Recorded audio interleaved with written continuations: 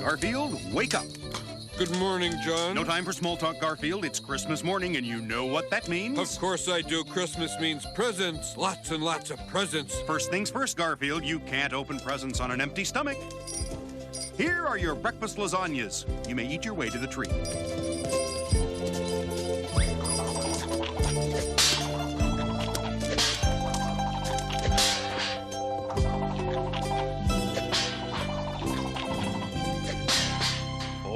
Okay, Garfield, you wait right here while I get your gift.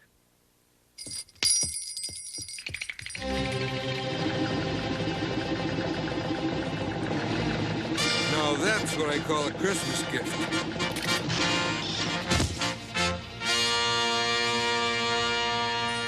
It's the gift that keeps on giving, Garfield. Here, let me show you. Now watch this. This gift-giving machine can read your mind. Whatever you think of, it will give you. Observe.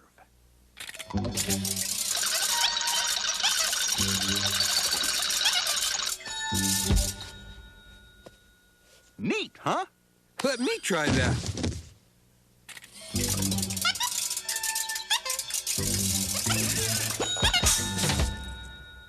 And that's just for starters. Now this is what Christmas is all about. Gimme, gimme, gimme, gimme, gimme, gimme. Just when you think all your presents are accounted for, that's the time you gotta ask for more. Christmas is my favorite time of year, 'cause that's the time I get my Christmas cheer.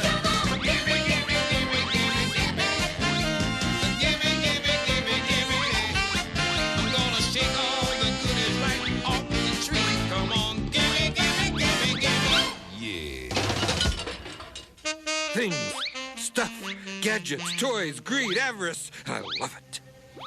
Hey, Garfield. Garfield, wake up. Huh?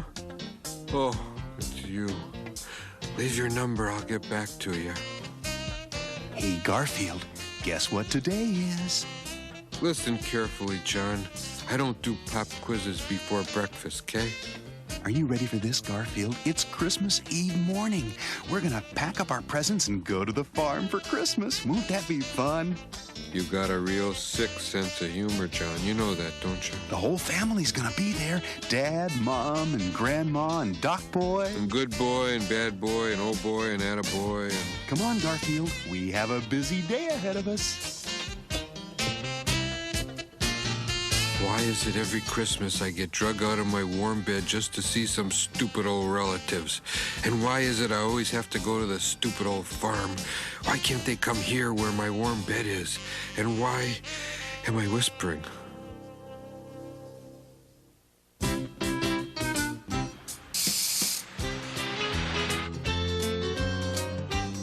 We're almost back on the farm now, boys. I can almost smell Mom's chestnut dressing baking in the oven right now. It's not what I smell. There's no doubt about it. Christmas is my favorite holiday. The air is crisp, homes are brightly decorated, and everybody's walking around with big smiles on their faces. Yeah, almost everybody. I think the best part is watching the faces of children and sharing the memories of being a child at Christmas. I remember when my brother Doc Boy and I were little. Oh, brother, here we go again. Dad would chop down the tree. Chores. Mom would fix up the meal. Work. Doc Boy would get in the way. Fighting. Big, fat, hairy deal. Decorating the tree. Gardening. Wiring all of the lights. Electrical contracting. Wrapping boxes and writing out cards. Office work. Out of sight. Then we'd take those presents and pile them under the tree. We'd barely get a wink of sleep, wondering what they could be. The special gifts of Christmas that really make it great. It's so great. Are the insomnia and the anxiety kids get from having to wait. Can't wait till Christmas. There's so much to do. Can't wait till Christmas. Wake me when it's through.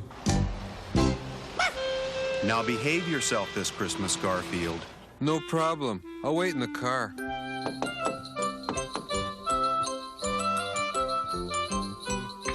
Ho, ho, ho. Merry Christmas, Mom. Oh, Merry Christmas to you too, honey.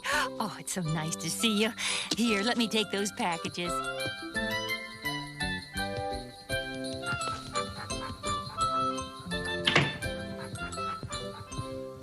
Hi, Dad. Merry Christmas. Merry Christmas, City Slicker.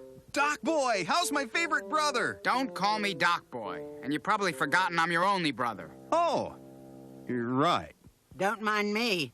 You can visit till your lips fall off for all I care. I'll just sit here in the dark, alone, until you decide to come over and pay your respects. Nobody gives a hoot about an old woman like me anyway. How could I ignore my favorite girl? Merry Christmas, Grandma. Oh, Merry Christmas, John. How have you been? Oh, I've been doing okay, considering. What's this, John? I see you're putting on a little belly. Is that city life making you soft? Oh, you're getting soft, boy. You need to get more physical. Take me. I do 100 sit-ups every morning. My belly is hard as a rock. Come on, hit me right here. Give me your best shot. Grandma, you remember Garfield, don't you? Well, I'll be. I remember back when all we had were wood-burning cats. What do they think of next? Bizarre. Isn't this wonderful? The whole family is together again for the holidays. Oh, we are going to have such a splendid Christmas. Oh, I'm so happy I could just burst. Oh, put a sock in it, dearie. Let's go finish dinner. I can see Grandma and I are going to get along just fine.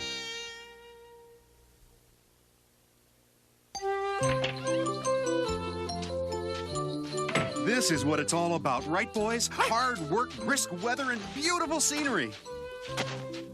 What scenery? I think somebody turned the lights out. In fact, I'd go so far as to say things can't get much worse than... I gotta quit saying that.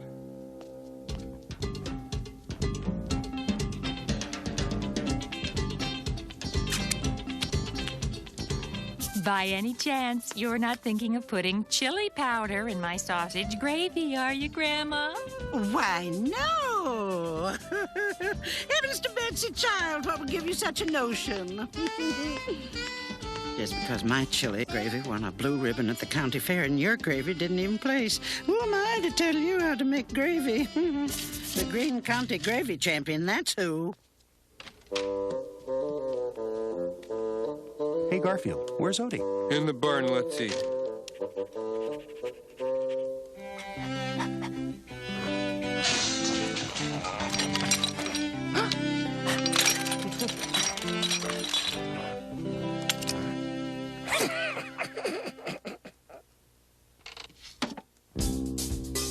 Hello, what's this? Why, it's sausage gravy.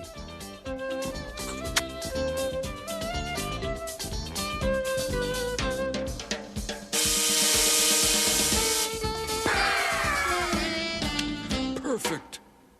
This smells great. Well, that is very, that tastes. Thank you. I haven't had that before. Awesome. Right over there. Doc Boy, will you say grace, please? Oh, Mom. Doc Boy. I never know what to. Lord, we just want to tell you how grateful we are for this food and for letting us all be here together on Christmas Eve. Amen. And as surely as the waters of the streams and the rivers find the sea, let each of us find happiness and wisdom in this our... Thanks, Lord. Let's eat. Hey, Mom, pass the potatoes, please. Scalloped, whipped, fried, baked, or boiled. Oh, Mom, you always fix too much food. I know, honey, I know. Now, what would you like? I can't decide. Just give me a piece of pie. Apple, peach, pumpkin, blueberry, cherry, or banana cream?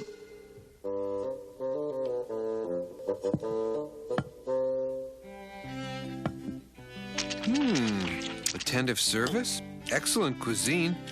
However, the decor leaves something to be desired. I give this place 2 stars. You sure are packing the food away tonight, Grandma. I'm eating for 2 now, dear. Ah. That was a great meal, Mom. And you too, Grandma. Thank you, John. Well, it wasn't much, but I was hoping you'd like it. Hey, Garfield, there's plenty of leftovers. Would you like something to eat? Oh, no thank you, John. I have opted to watch my waistline this holiday season. Okay, everybody, it's time to trim the tree.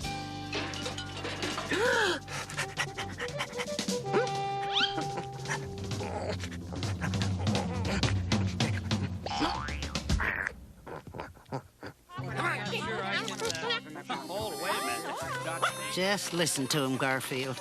All jawing at once like a bunch of banshees. Crazy, isn't it? Of course, to make it through this whole life, you have to be a little crazy. You said it, Grandma. Why, just look at me. I talk to cats.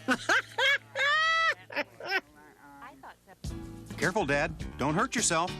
Why is it we always put the stupid star on last? Why don't we put the star on the top of the tree and then put the tree up? Well, it just wouldn't be Christmas if we put the star on first, honey. Hey, Garfield, come over here. Garfield, I have a very important job for you.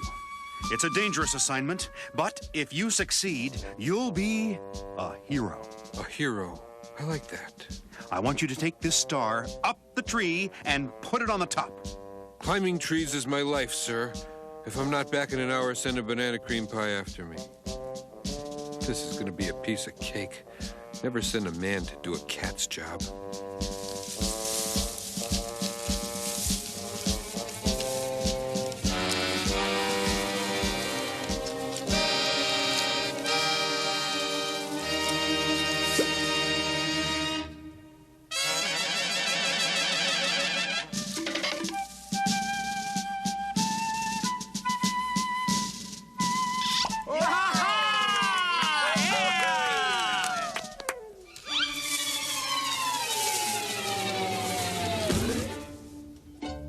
Whoever invented Christmas trees should be drug out into the street and shot.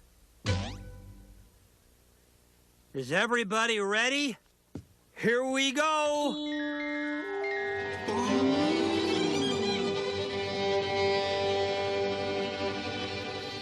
Nice touch. And now, everyone, my little boy is going to favor us with a Christmas song. I don't know about this, Mom. Boy, you doggone better well play. Those 24 years of piano lessons better be worth something.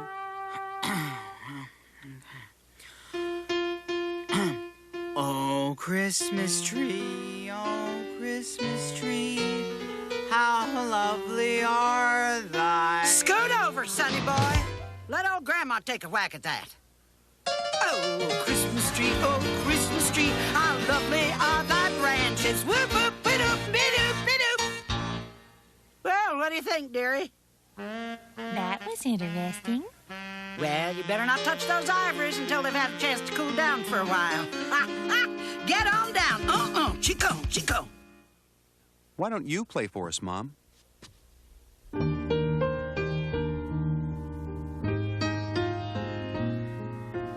Christmas is here, mistletoe and laughter, carols and bells ringing to the rafters, lights on the tree, candles all aglow, and all who pass by say hello. Why, hello, Garfield. How did you know I needed a kitty in my lap? Wild guess. Since Grandpa passed on, I've whiled away many a lonely hour rocking and stroking my cats. I envy those cats. Grandpa was a proud man, a strong man. He was a good provider. We never had much money, but we always had plenty of food on the table. And he always made something special for me and each of the children at Christmas. Men like him didn't feel like they could show much affection outwardly to the children, but on Christmas, it was okay. He always pretended not to be excited on Christmas morning, but his eyes gave him away. I think it was his favorite day of the year. Sometimes I wake up in the night and I can still feel his strong arms around me. This is the night I miss him the most. Keep Christmas here in your heart.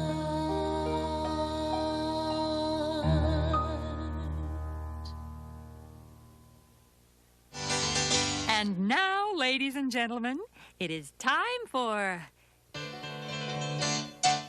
Dad to read us our Christmas story, Yeah! which is entitled Binky, the clown who saved Christmas. Do I have to do this?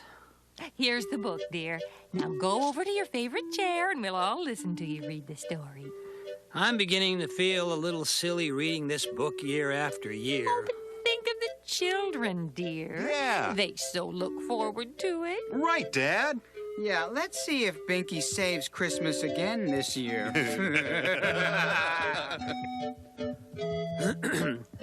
Once upon a time, there was a clown named Binky who loved children. Every time Binky saw children, he would say, "Hey, kids!" Oh, no, Dad. Read it with more emotion. Yeah, and why don't you say it like Binky says it? Every time Binky saw children, he would say, "Hey, kids!" Cut that out. And once again, Binky the Clown saved Christmas for children all over the world. The end. I don't know about you, John, but for a couple of minutes there, I was getting pretty worried. Ooh, me too. All right, boys. It's time to get ready for bed. All right. Yeah.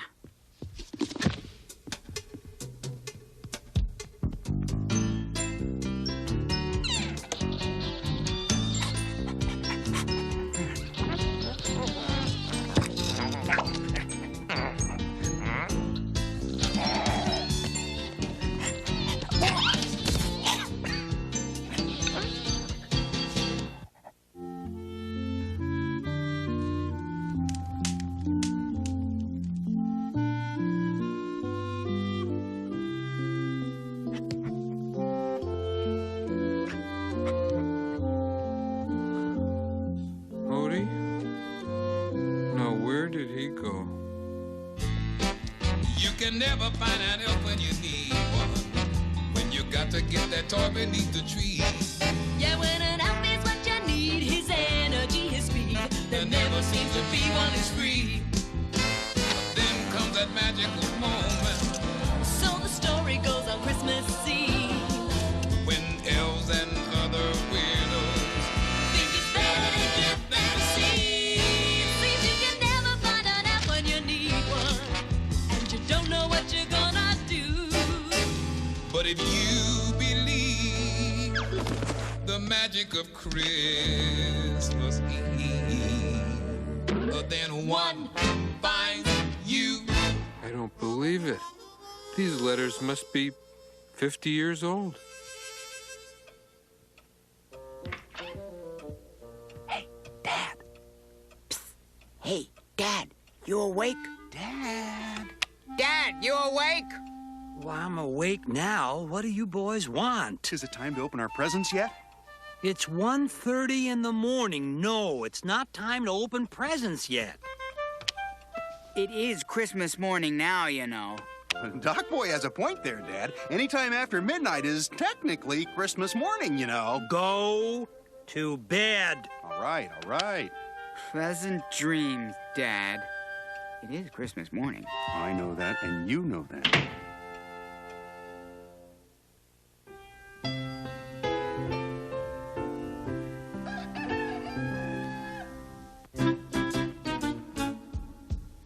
Well, what do you boys want to do first?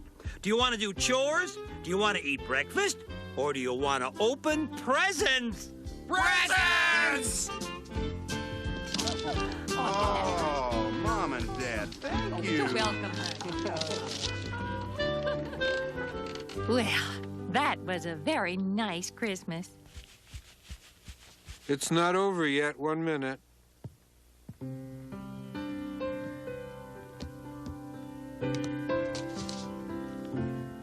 Why, thank you, Garfield. What's this? Oh, my. Oh, my. What are they, Grandma? John, these are love letters your grandpa sent me when we were courting a long, long time ago. My darling, if the sea were of ink and the sky of parchment, I could not begin to write my love for you. When next we meet, oh my. Well, what does he say, Grandma? It is inappropriate for a lady to talk about her romances, my dear. Garfield, I don't know how you managed to find these letters. I think they are the nicest presents I could have received. Thank you very, very much. Yeah, you might say I just kind of fell into him.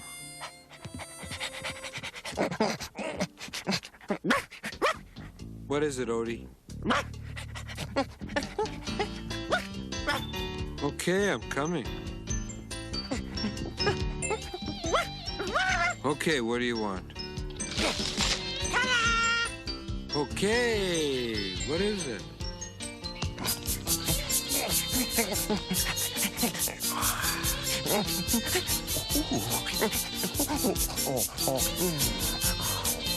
Whoa, let me try that.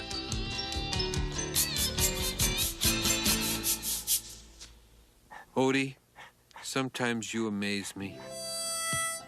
This is the best present a cat could ever get. Now and then, you're something special. All right, you guys. Just permit me one sentimental moment here, will you? I have something to say. Christmas. It's not the giving. It's not the getting. It's the loving. There, I said it. Now get out of here.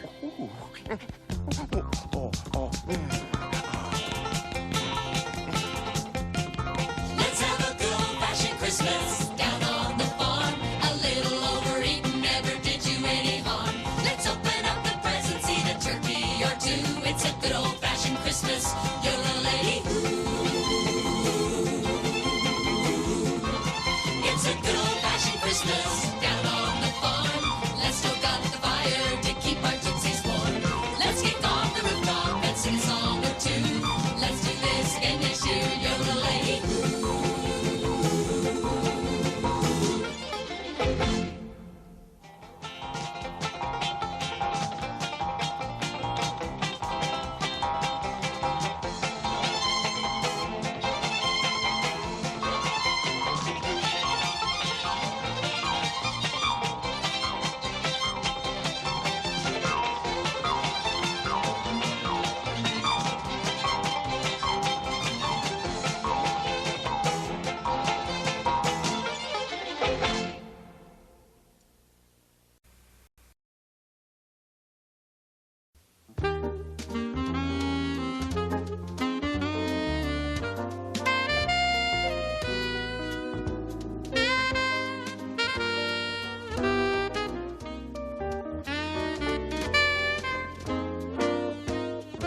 Morning, John. Sorry to disturb you. I know you have a busy social calendar, but if you will be so kind as to go to the kitchen and fix me a huge breakfast, I will allow you to come back to bed and finish your sleep.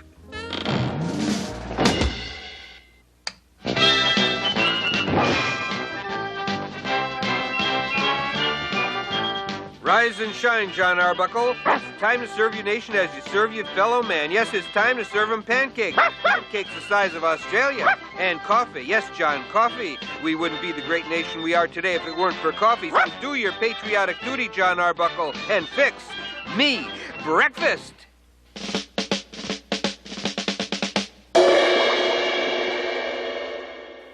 I wonder if people with goldfish have this problem.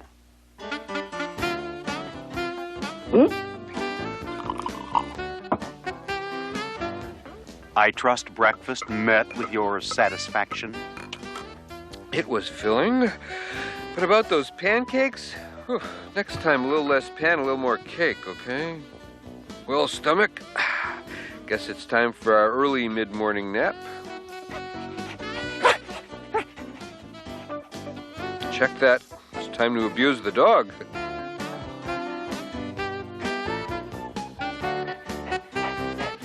Kids, don't try this at home. Hello, what's this? Take Garfield to vets today.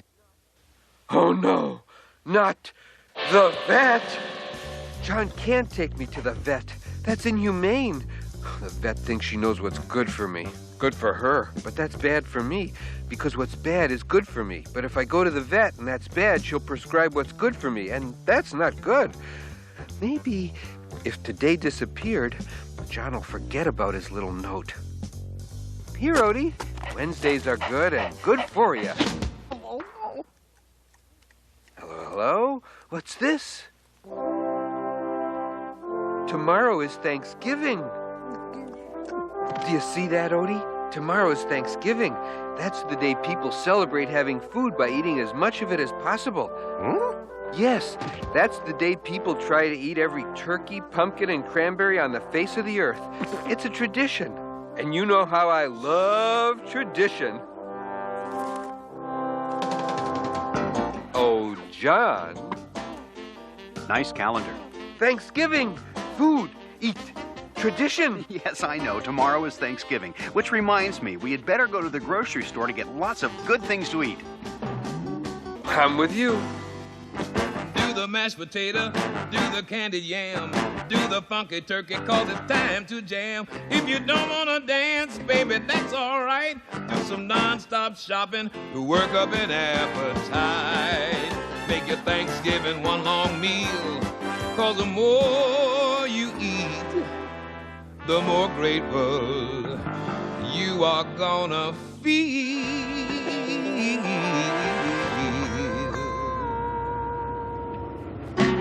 Now this is what Thanksgiving is all about. Thanksgiving is cookies. Thanksgiving is pie filling. Thanksgiving is coleslaw. Drive carefully, John. Don't want to bruise my kumquats. Wait a minute. Where are we going, John?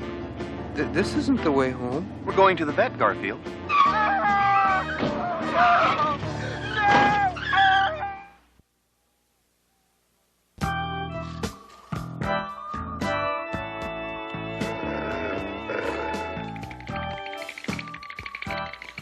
Now just relax.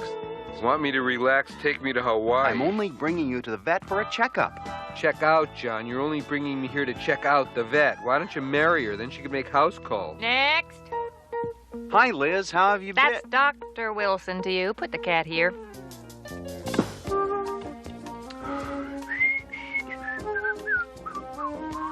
So, Liz. That's Doctor to you. So, Dr. Liz. How about that weather? That's a rather personal question, don't you think, Mr. Arbuckle? I can see this relationship is off to a roaring stop. How about a date? I'd sooner die. Well, don't do that. Mr. Arbuckle, please. You can call me John. I can call out for pizza, too, but I'm not going to call you that. Call me what? John! No, made you say it. Made you say it. Don't blame John. Snappy repartee does not come easily to a dip. Okay, I'm giving you one last chance, Liz. Doctor. Doctor, will you go out with me? No. Okay, one more chance. Never. Okay, I can take a hint. I'll just stand here. Quietly. I'll just stand here and hold my breath until you say you go out with me.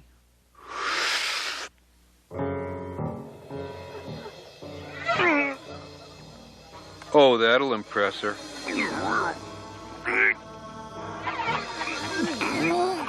Well, Mr. Arbuckle, I have examined your cat, and I have some good news and some bad news. I hate this part. The good news is your cat is healthy as a horse. Hear that, John? The woman is a great physician, a specialist. The bad news is he's also big as a horse. He'll have to go on a diet. Quack! She's a quack! Get me out of here. This I'm going to can't put your be cat on a happening to me. low-carbohydrate, I don't low-fat do diet. low-fat. You must Fats restrict are his some of intake my of best sugar friends. and Sugar? starches. Starch? It wouldn't hurt Without him to get them, a I'll little be lonely. exercise Exercise also. is Be sure for to feed him a lot of sweats. I might high-fiber cramp. foods. Fibers and for sweaters. Plenty of water. Water's Now, for bear in bird mind, baths. Mr. Where do Arbuckle, you the come quality of up a with cat's nutrition quality? determines the Talk to me quality about of a quality. cat's life. Without Now, if food, you there's love no your life pet, as we you'll know take it. good care of him, and he'll be around for a long, long time. Okay, I'll go out with you. Really? I can't stand to see a dumb animal suffer. Great!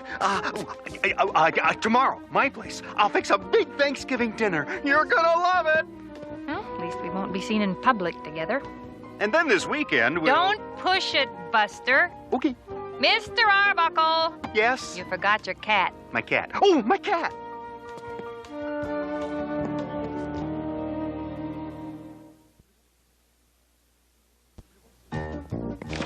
Shoo-ba-doo-wop-doo, I got a date with my dream chick. Gonna impress her and make her my girl. Oh, woe is me. I'm being put on a diet and I'm gonna die. Here, Garfield, have some food. According to your diet, you get this. That's it? That's all? Just one scraggly piece of lettuce? Oh, I'm sorry, Garfield. That's not what you get. Well, I should hope not. You get half a leaf of lettuce. That's better.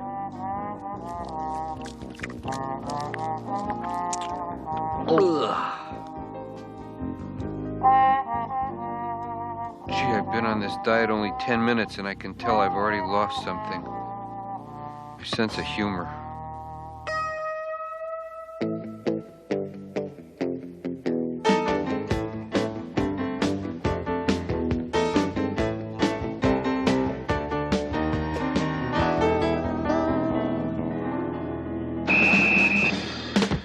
Aha! Caught you!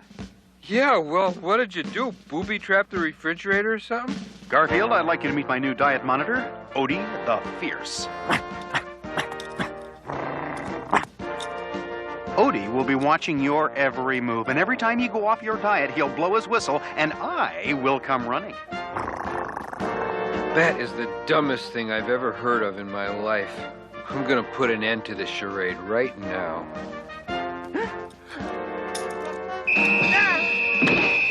Someday you're going to thank me for this, Garfield. You're in desperate trouble, mister. Well, might as well see how the old diet's going. Hello, I'm RX2, your talking scale. I can tell you your weight, your fortune, or just about anything else you would like to know. Okay, smarty pants, what's my name? Judging by your weight, you are Orson Welles. Great. A voice chip with a cruel streak. May I have your autograph, please? Oh, shut up. Why is everybody picking on me? Well, what's wrong with being large-boned anyway? I've seen all your movies. Hey, how would you like to have your battery removed? I wouldn't like that, Mr. Wells. It's not like I'm all that overweight. I can still see my feet. I've seen Citizen Kane 8 times. All right, that's it. Your history.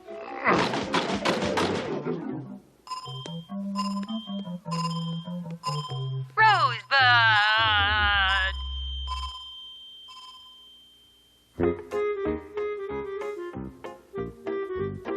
Odie! Oh, Odie! Yoo-hoo! Are you anywhere around here, boy? It's snack time.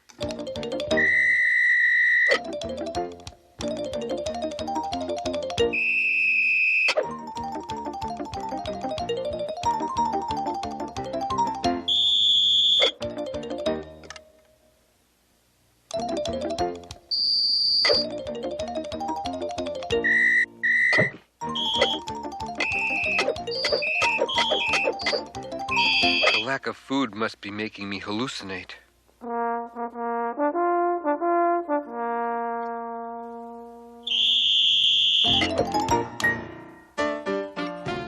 Good morning, Garfield. Sleep well? Well, aren't we nasty today? Save your energy, Garfield. Nothing you do can spoil my good mood. It's Thanksgiving, and I have a dinner date with a dreamboat. Oh, ooh, which reminds me, she'll be here in about 3 hours, so I better get the old turkey out of the freezer. Gonna fix dinner for the girl I love. Okay, first we start with the bird. Let's see here. Remove bird from freezer at least 24 hours before cooking. Well, I'm sure that's just a minor technicality. Yum, yum. Turkey on a stick. Remove giblets from cavity and stuff with 1 cup of prepared stuffing. Well, you can't believe everything you read. I can hardly bear to watch. Place in roasting pan, breast side up. Rub skin with butter. Well, I don't see what good that'll do, but okay. Cover with foil and roast at 325 degrees for 5.5 hours. I guess I'll just have to speed things up a bit. 500 degrees. That was easy. Okay, now for the vegetables. Let's see. Corn, broccoli, Brussels sprouts, turnips, squash. Be still my beating heart. Add water and done. To hear Mom and Grandma talk, I always thought preparing a Thanksgiving meal was tough. I'll get back to this later. I'd better spruce myself up a bit. Thanksgiving. Humbug. What good is it if you're on a diet?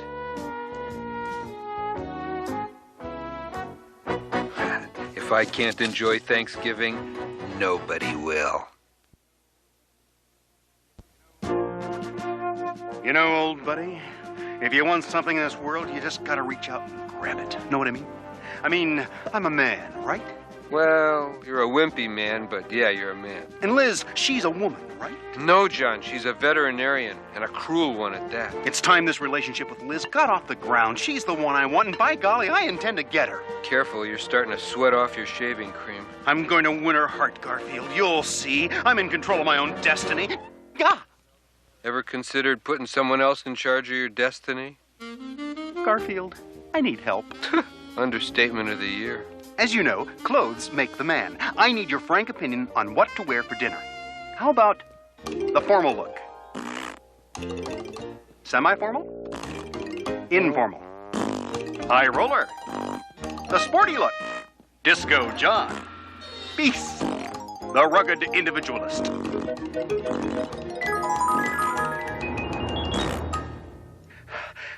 I'm running out of clothes, Garfield. You got any suggestions? Yeah, try dressing as yourself. Maybe if I just dressed as myself. Guy has a shaky grasp of the obvious. How's this? Bingo! With one teeny tiny little exception. Oh boy, she's here, Garfield. She actually came. When it comes to insecurity, John's a heavyweight. Liz, nice to see you. Nice polka dot boxer shorts. Oops. Thanks for telling me I wasn't wearing any pants, Garfield. Oh, sure. Blame it on the pet. Come on. I want you to be nice to my dinner guest. First I have to be a fashion consultant. Now I have to be an actor. Come in, my dear. Welcome to my humble abode. It's not much, but we like to call it home. Yeah, come in, Doc. Tell me, are you fond of indigestion? Something smells. Oh, that's just a little Thanksgiving dinner I whipped up. Oh, I was afraid of that. Make yourself comfortable, Liz. I need to slip into the kitchen and take care of a few last-minute details. Yeah, like finding something to eat. So, Garfield, how's the diet? I see you're still the size of an aircraft carrier. Well, as long as you're here, I might as well check you for any deficiencies. I don't want you to become anemic. Don't forget beriberi, rickets, and scurvy, too, Doc. Sometimes people who suffer from vitamin deficiencies as a result of dieting can become listless. They can also be irritable or nervous. Sometimes they suffer from an uncontrollable twitch or even dementia. They may even have difficulty in breathing. You know, Garfield, maybe this diet has been too hard on you. I'd rather see you fat and healthy than like this. Maybe I could let you skip the diet for right now and start you with some mild exercise instead. Would you like that?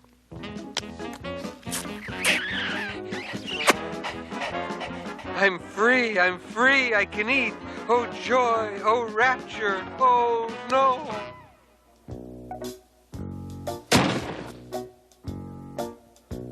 Hey, John, another frozen dinner? Everything is ruined, Garfield. What can I do? I'm doomed. Liz will never speak to me again.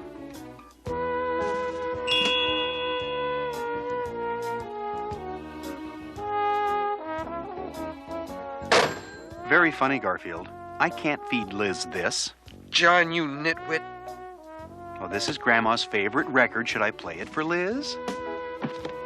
This old pillow Grandma crocheted is comforting Garfield, but it still doesn't solve the problem with dinner.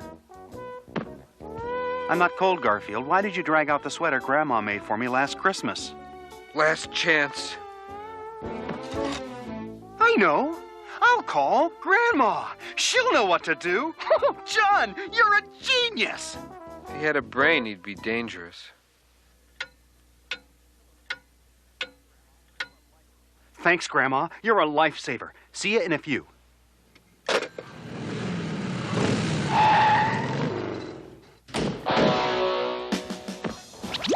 Have cooking utensils will travel. Well, what are you just standing there for, boy? Get in there and spark your young lady friend. And leave the kitchen to Grandma. Shoo! Shoo! Now, where's the patient? How's dinner coming? Great. Just great. It's, simmering, or whatever food does. Mm-hmm. Can I give you a hand? Nope. Thanks. You know, one of the things I always like to do for Thanksgiving right before the meal is to reminisce on the real meaning of Thanksgiving. Are you serious? Just what is Thanksgiving? Is it a day just like any other day? No. Is it an object like my old trusty chair here? No. Thanksgiving is a holiday, a harvest festival, really, a day for giving thanks for our blessings. You are serious. How's my favorite kitty cat today? Better now that you're here, Grandma. Oh, you're looking a little thin. Isn't that grandson of mine feeding you? Grandma, I love you. Don't ever leave us. My. What have we here? Looks like something the cat dragged in. If you'll pardon the expression, Garfield. Well, I love a challenge, and this sure as heck looks like one. Stand back, Garfield. This is war. Now, the first Thanksgiving was in 1621. The Pilgrims had had a good harvest, so Governor Bradford declared a 3-day feast, you see. They invited their Indian friends to join them, and everyone brought food. There was venison, turkey, duck, fish. What's that? Sounds like, the dishwasher. So, there was hot cornmeal bread and Indian pudding.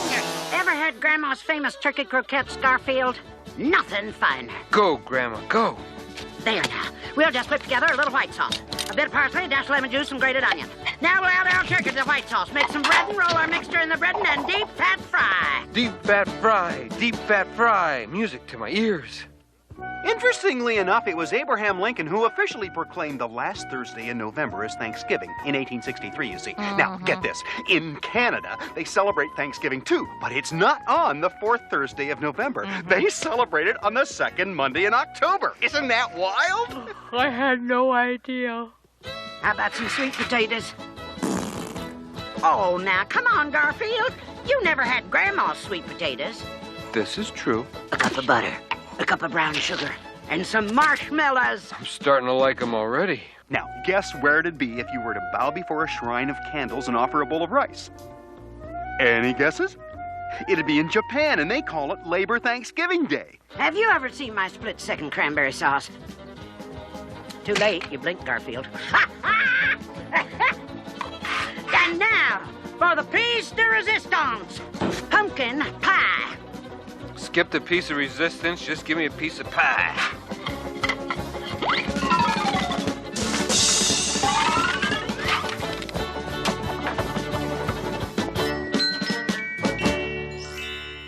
Nice touch. Nah, I'll just slip quietly out the door, Garfield.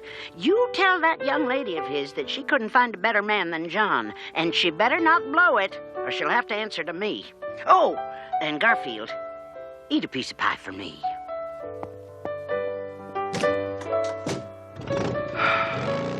They just don't make them like that anymore.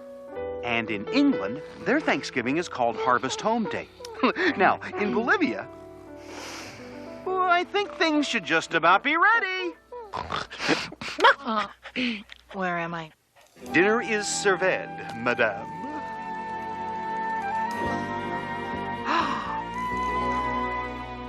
Oh, Jon, I'm so impressed. So am I.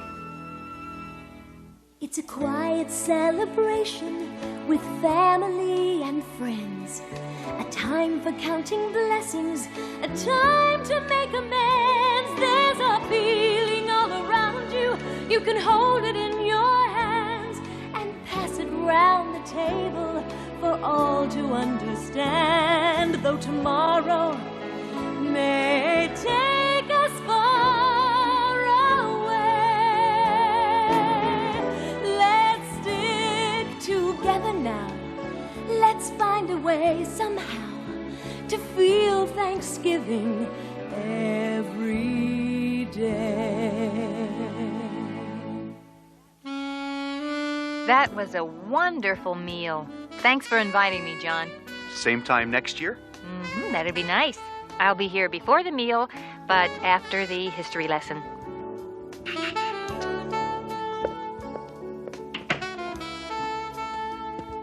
Well, it was a great day.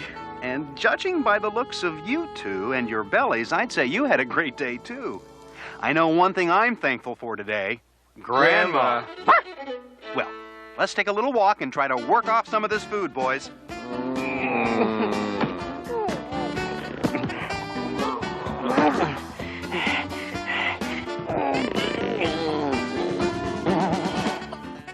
Come on, boy. Come on, Odie. Oh, no. Not you, too. I suppose we'll have to put you on a diet as of right now.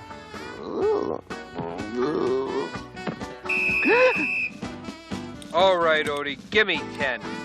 And wipe that stupid smile off your face. Come on, soldier, I said down in 10. 1 and 2 and 1 and 2. Are we having fun yet? 1 and 2 and 1 and 2. Do the mashed potato, do the candied yam, do the funky turkey, cause it's time to jam. If you don't wanna dance, baby, that's alright. Do some non-stop shopping to work up an appetite. Make your Thanksgiving one long meal, cause the more you eat, the more grateful you are gonna feel.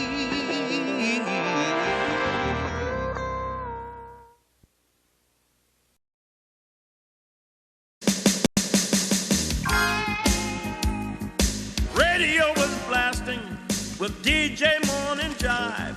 He knew his rap was styling, but I feel half alive. I think my eyes are open, but I'm not really up. Can't have any coffee, there's no cream in my cup. It must be Monday. No matter what the DJ say, ask me why I hate Mondays, and I'll give you the news. Don't like Mondays, cause I get the Monday Morning, morning Odie. blues. Morning, Odie. There you go, I get the boy. Monday morning blues. Well, I guess I'll go shower and shave. Thanks for sharing that with me, John. Yes, folks, this is my life. While it may look vital and stimulating, it really isn't. That's because John's a bore. He really needs to get a life, and I intend to help him find one. Why? Because John's my friend, and I'd do anything to help my friend no matter what. Unless, of course, there's something good on TV. Time for my favorite show, Yukon Stinky. This week, Yukon Stinky insults a polar bear. Oh, can't miss that. John's life can wait.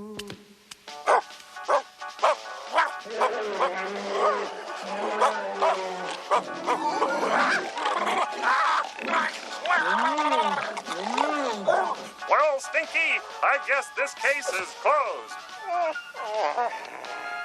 Give him heck, Stinky. This is WBOR, the all-national anthem all the time channel. Next, by popular demand, the Canadian national anthem.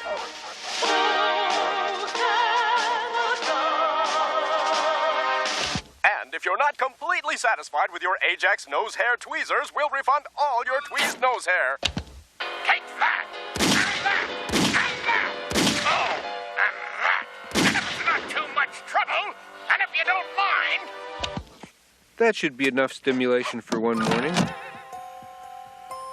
1, 2, 3, 4, 5, 6, 7, 8, 9, 10, 11, 12. 141, 142, 143, 144. Garfield, did you know the bedroom ceiling has 144 tiles? The living room has 214. I'm bored. Why don't you organize your sock drawer? I'd organized my sock drawer, but I just organized it last night. I'll be the judge of that. Whoa, I'm impressed. All nicely tucked and sorted by color and size. These are the winter socks. The summer ones are in the other drawer. Here we have your natural fiber socks.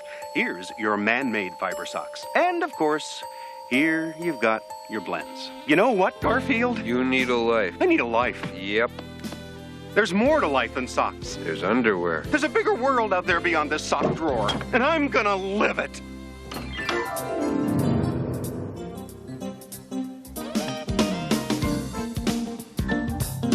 Get up off your easy chair now. There ain't no time for sitting there now. No more days marking time, long into the night. Now is your chance. Turn on the light, go on and get yourself a line. Get yourself a line. Nothing to it, boy, until you do it. Get yourself a line. Nice touch.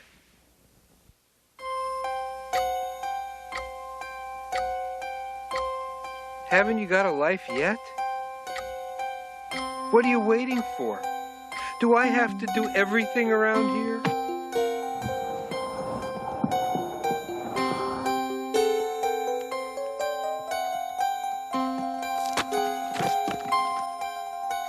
How to Make Friends and Fool the Rest. Obviously, a book on sincerity.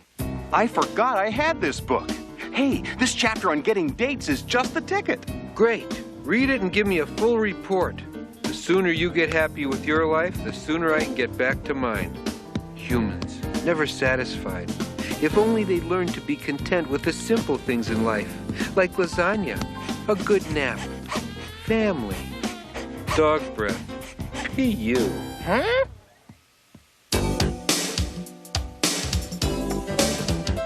It says here, a singles club is just the ticket for a happening kind of guy like me. Let's get to work. Whatever. Hey there, would you like to dance with me? Sure, why not? Yes! Yes! Did you hear that, Garfield? She wants to dance with me. It's a miracle. Come, my dear, let's cut her up. Shake your bum, wag that tail. All set. Move to the music. Everybody out on the floor. Everybody out on the floor. Everybody now. Everybody out on the floor. Everybody out on the floor. Here it comes. Shake your bum. Shake your bum. Wag that tail. Move to the music. Yeah, yeah, yeah. Shake your bum. Shake your bum. Wag that tail. Wag that tail. Move to the music. Yeah, yeah, yeah. All set. When you're feeling down, Here's something you can do to turn those blues around. Yeah. when you're feeling low, Here's a little dance that you can do. Let's go. Shake your bum. Shake it. Shake it. Wag that tail. wag that tail. Wow. Move to the music. Yeah, yeah, yeah. Shake your bum. Shake your bum. Wag that tail. Wag that tail. Move to the music. Yeah, yeah, yeah, yeah, yeah.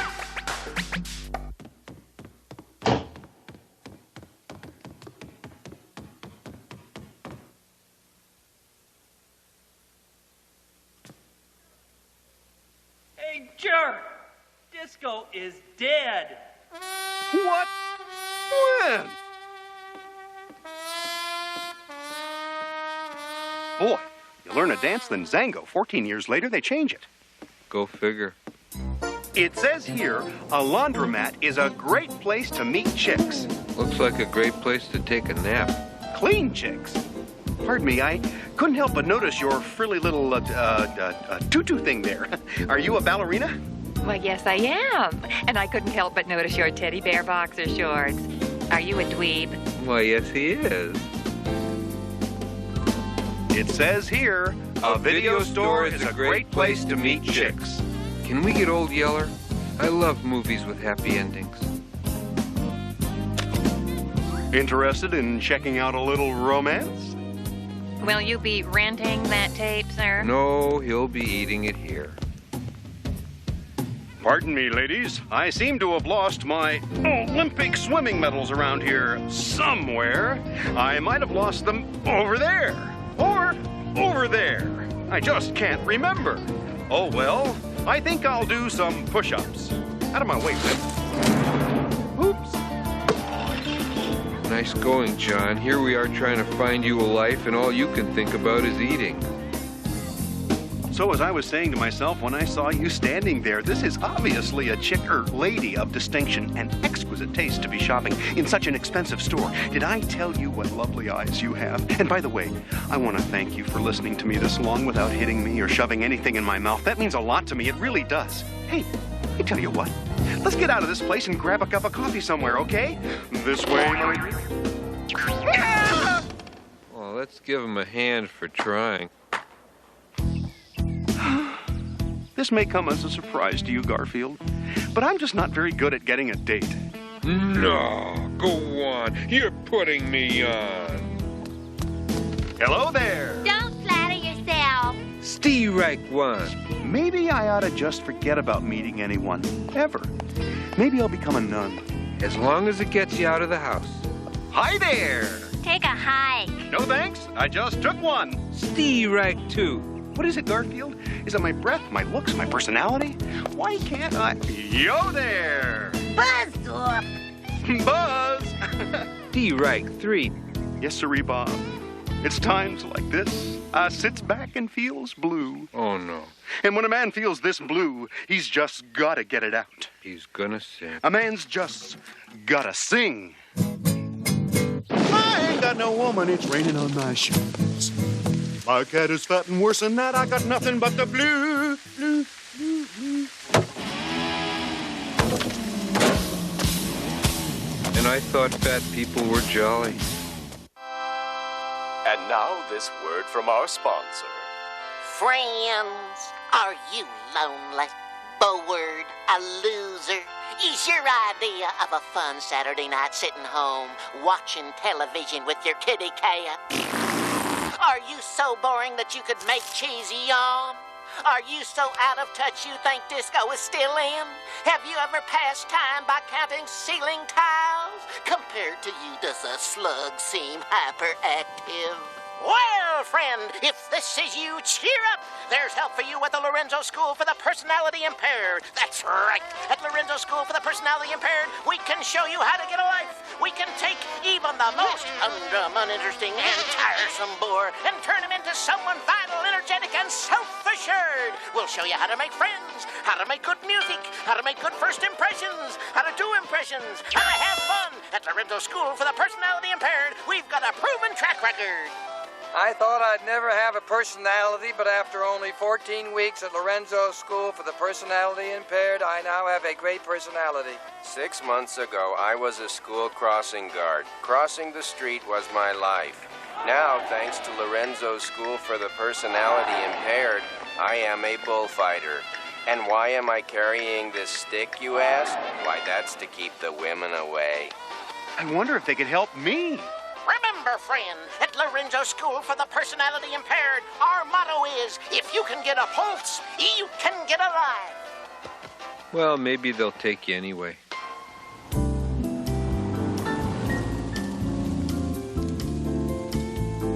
Hello, hello. Welcome to Lorenzo School for the Personality Impaired. May I help you? Yes, I'm here to get a life. I mean, I have a life, but it's boring. Well, it's not that it's boring so much as I just don't have anything unusually interesting going on. Not at the present, anyway.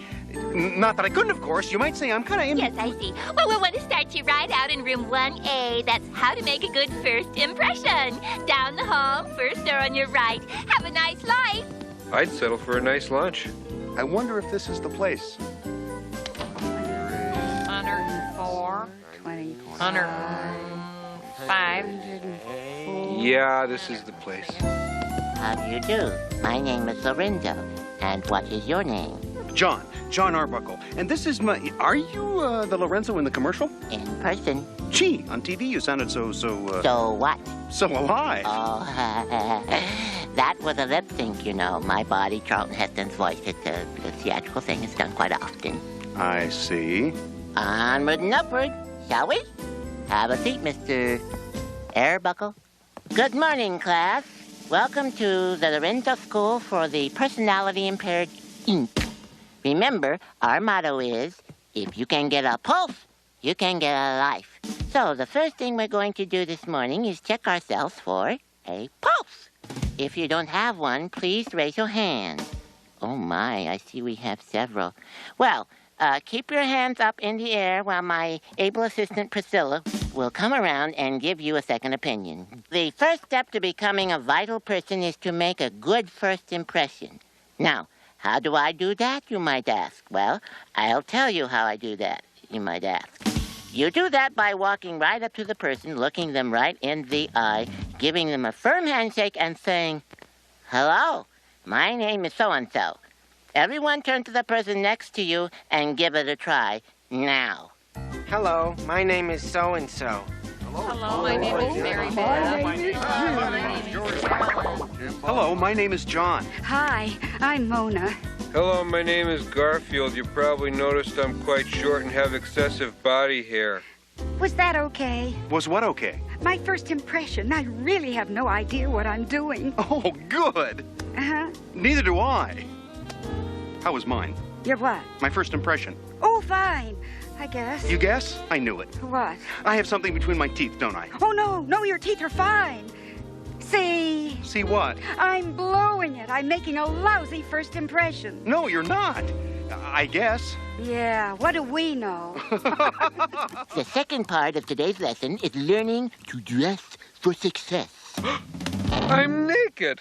In all modesty, I must confess, in some circles, I am considered a fashion plate, if you will. Let me share a few of my fashion secrets with you now. Rule number 1. Notice how I've coordinated my pocket protector with my socks. Well, my left one at any rate. When it comes to color, I say, why wear all the same color?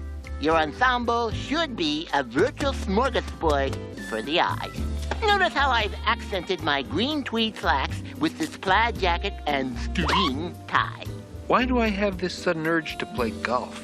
Nothing impresses people more than when you speak in a foreign language. Say, for instance, Canadian. Now, this is an easy language to learn. You just talk like you normally would, except occasionally you throw in an A. Example, I am going to town, eh? I am going to town, eh? Great, let's all go to town, eh? Maybe we can have some lunch, eh? I was so shy in gym class, I had my sister take my showers for me. Oh, I was so shy, I almost starved to death once because I didn't tell my dad I was hungry. You're not shy. Oh, yes, I am. No, you're not. You're like that guy on the beach yesterday. What guy? Oh, just some guy. He was walking around flexing his muscles and looking for his Olympic swimming medals. You don't really have to learn a language if you can sound like you speak it.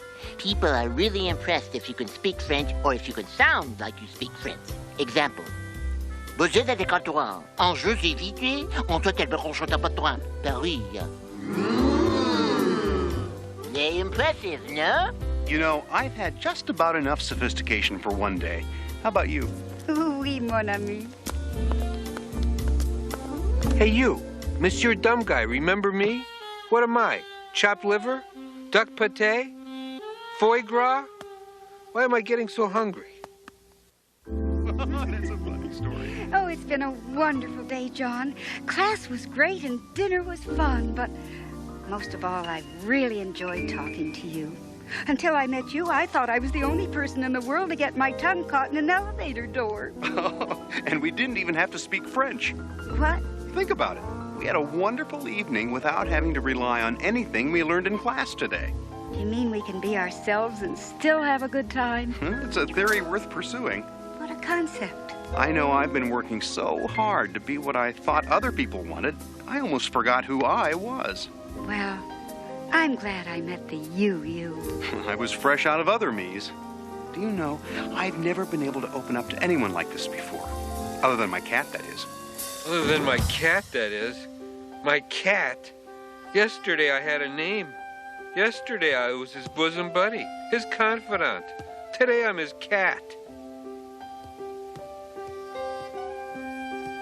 I can't believe it. John's actually met someone who likes him, and it's not even his mother. What's this world coming to? Who would have guessed?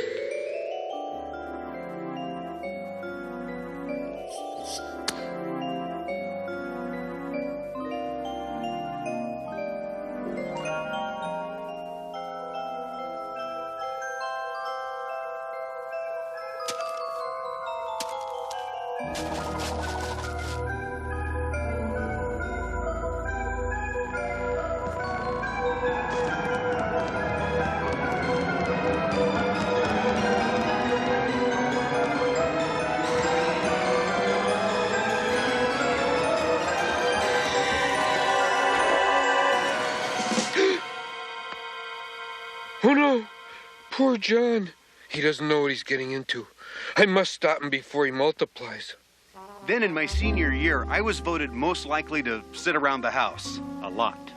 And then, Garfield, what are you doing? Let go of her, John. Who knows where that hand has been?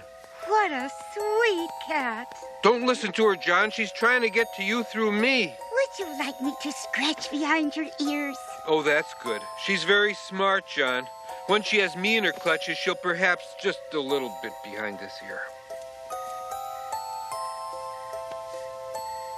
John, listen carefully. It's all just a little lower. This is all a sinister plot to get you to... Oh, yes. There. Oh,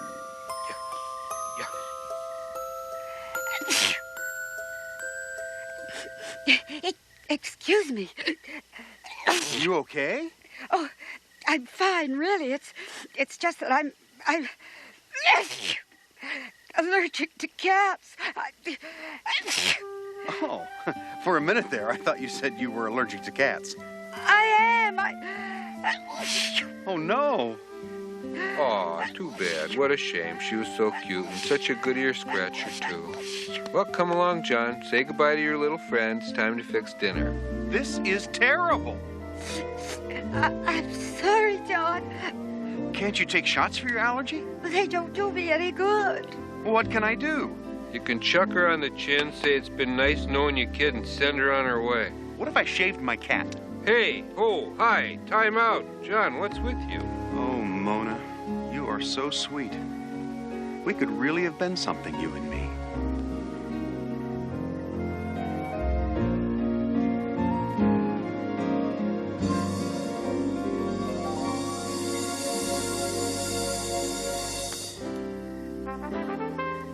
There's something to be said for seniority.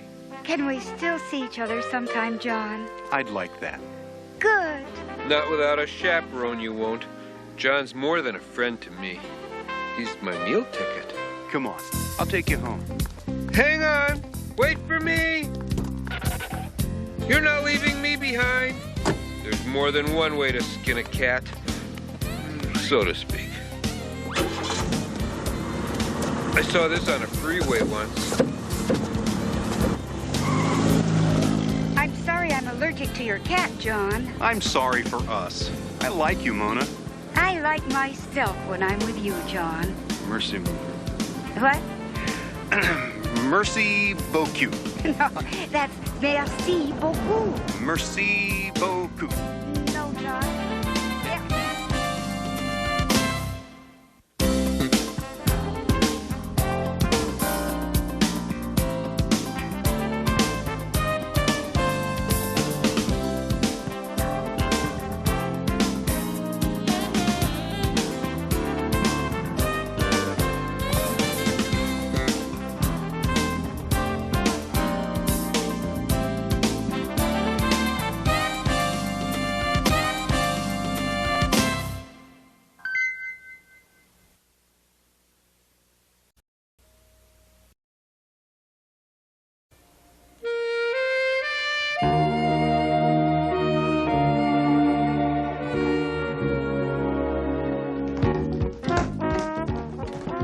Hello, folks. How do you do? Garfield here to entertain you. Thank you for that large round of indifference. Ladies and gentlemen, on the drums tonight, an old and dear friend of mine, Mr. Skins. I know you're out there. I can hear you breathing. 2, 3, 4. Impressions. Cat on a hot tin roof. Ooh.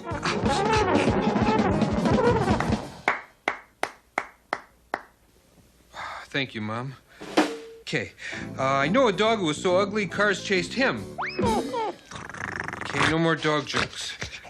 This cat is walking down the street when a big surly dog jumps out of the alley, grabs the cat, and throws him against the wall. He picks the cat up and says, "Your money or your 9 lives?" Your money or your 9 lives. Nice touch. I can see I gotta warm things up here. All your mothers wear army boots. That's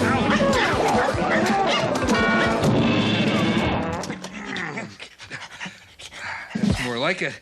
Now that I have your attention, I'd like to move right to the big production number. Mr. Skins, if you please.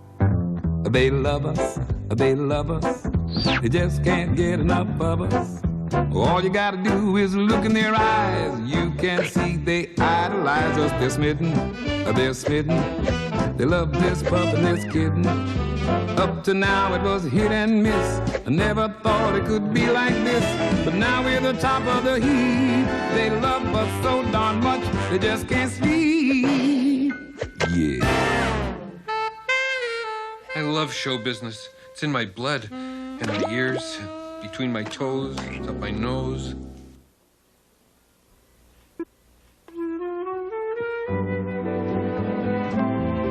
Come on, boys, the show is about to start. Gee, isn't it great to be like a real family, to enjoy something together? Says, no matter how insignificant you are, your pet may be a star. That's right, ladies and gentlemen. If your pets have any talent at all, bring them down to our studios at WBOR and enter them in Pet Search. If your pet is determined by our audience to be the most talented pet of the week, you will win $1,000. $1,000? That's right, $1,000. And that's not all. You will also earn the right to go on to the national finals in Hollywood. I don't believe it. Well, believe it. But before we start tonight's competition, let's have a brief look at last week's winner of Pet Search, Mountain Man Dan and his dog Blue. I have a dog. His name is Blue. He sings real good. He sings. We're better than that. Gee, $1,000. Oh, I wish you boys had some talent. We could be on that show.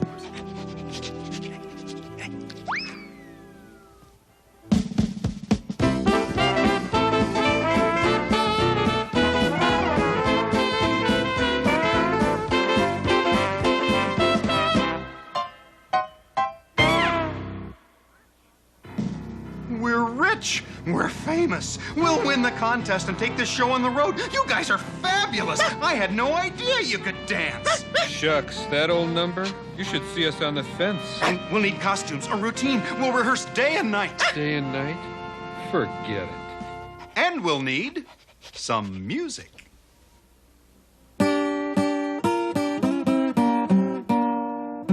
We're in big trouble, Odie. John's the worst. We'll be laughed off the air. The show is called Pet Search, not Dummy Search.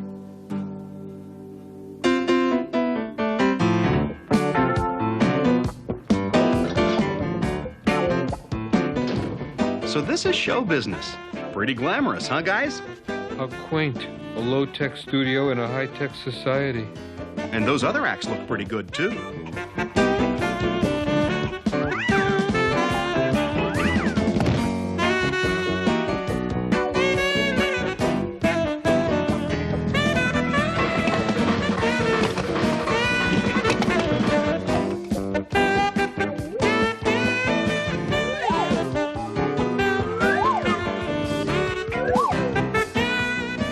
Boys, remember what we rehearsed. Let's get into our costumes.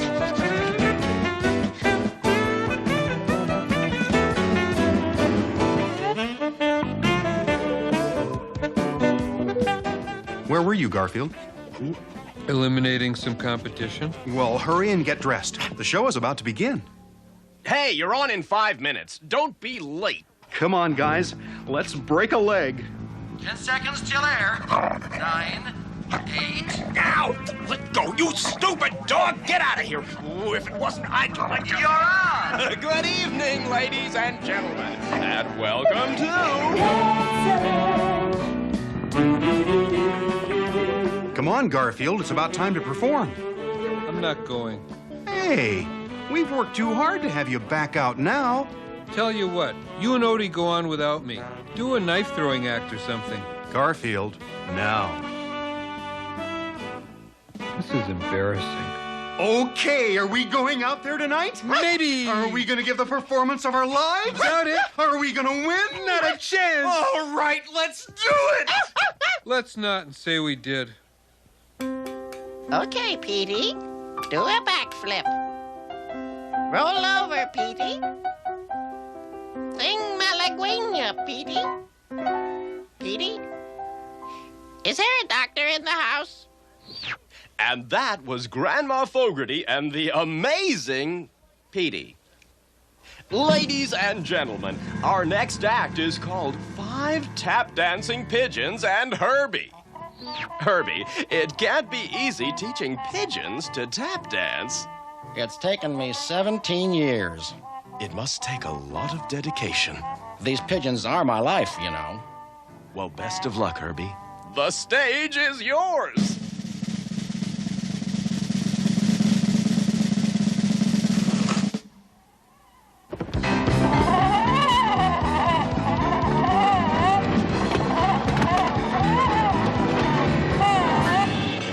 I think we have it wrapped up, guys.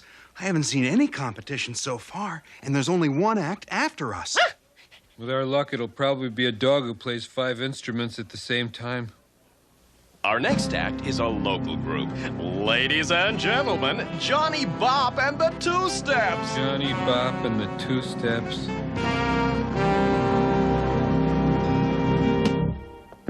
You know the women all call me, they call me the Wizard of Love. Oh, wow, the Wizard of Love. Oh yeah, the women all call me, they call me the Wizard of Love. Oh, wow, the Wizard of Love. They call me the Wizard cause I show them what they don't know how. Oh, wow, the Wizard of Love. Well, I'm greasy as a gizzard, cool as a lizard, but I know how to keep your heart in a blizzard. That's why they call me the Wizard of Love. Oh, wow, the Wizard of Love. So follow that yellow brick road to the Wizard of Love.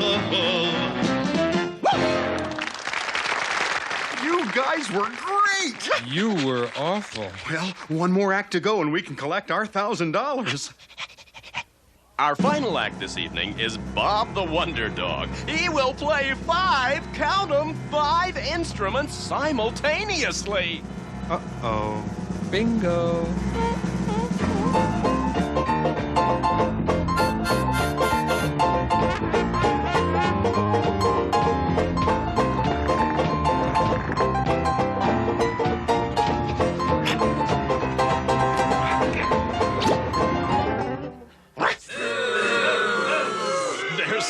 To be a disqualification. Well, those are all the acts, so it's time to let the studio audience determine this week's winner. May I have all the contestants on stage, please? This is it. Good luck, boys.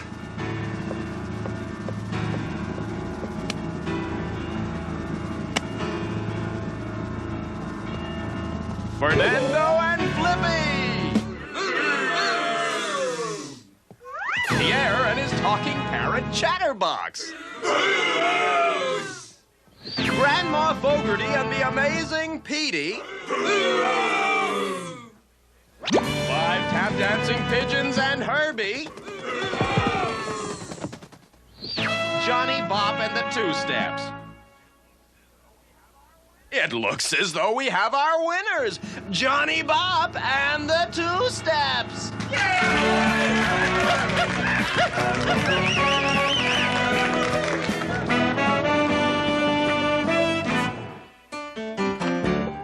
What a night.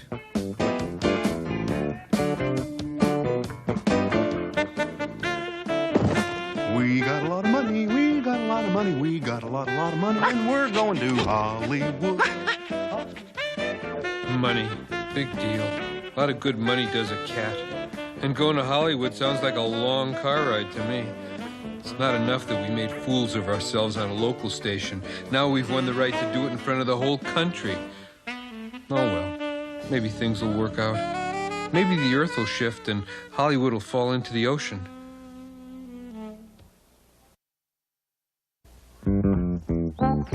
Hurry up, boys. Hollywood is calling.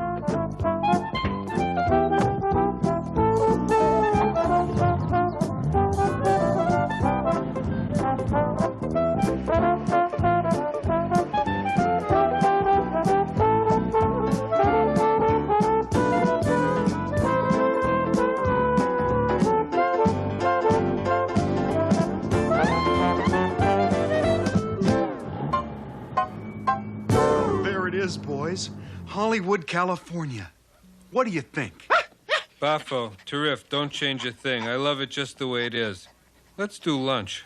Well, I hope Hollywood is ready for us, if you know what I mean. I'm afraid I do. Welcome to my neighborhood, a homey little island called Hollywood. Everybody rides in a limousine. Try to make it big on the movie screen. Drive down Wilshire to Beverly Hills, checking out all the pretty little girls. Drive real slow down the rodeo, then hop on the freeway and go, go, go. Hollywood feels so good, doing what you thought you never could. Hollywood feels so right. Stars shine every day and every night, yeah. I had no idea. This town has my name written all over it. This is Shangri-La. I'll be famous, a household word. I could get used to this. If anybody asks you what's your sign, you just look up on the hill and say, that's mine. Yeah, buddy.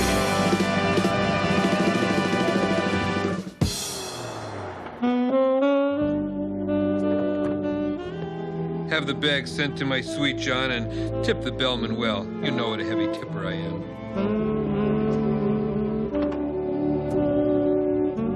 This is more like it. This makes John's home look like a flea bag. No squeaky floors, no peeling wallpaper, just class as far as the eye can see. I think I could get used to this.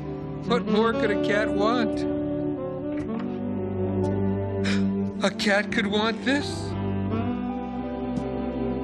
I'm so happy I could just cry. Check that. I'm so happy I could just sleep. And dream.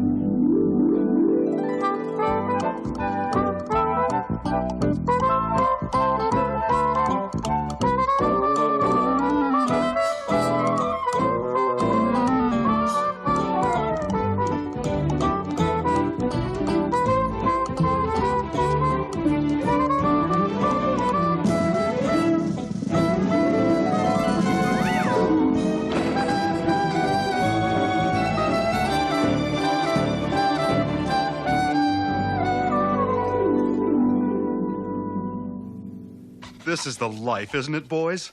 Better enjoy it while you can. We'll have to go back to reality pretty soon. Reality? Where's that?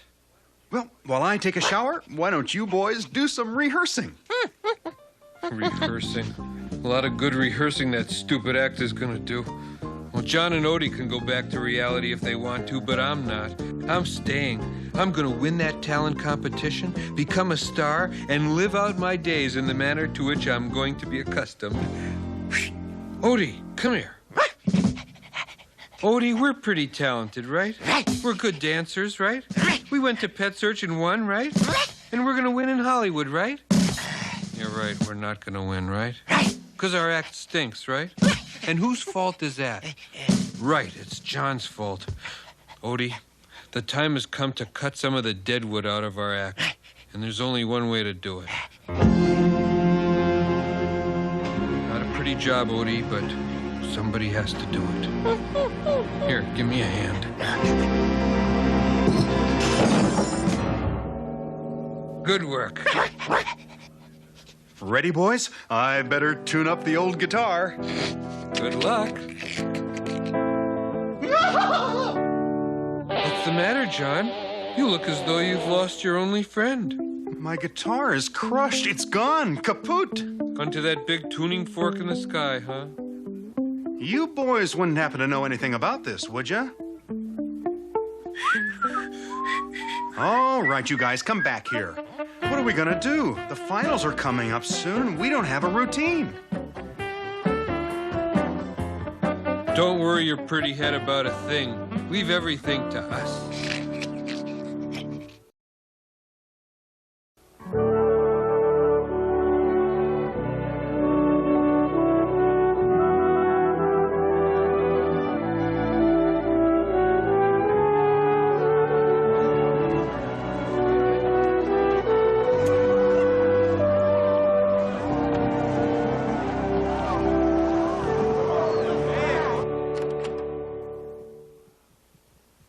Wow, just look at all this. Our own private dressing room, fresh flowers. So this is what stardom is like. Hey, they're rehearsing. Let's check out the competition.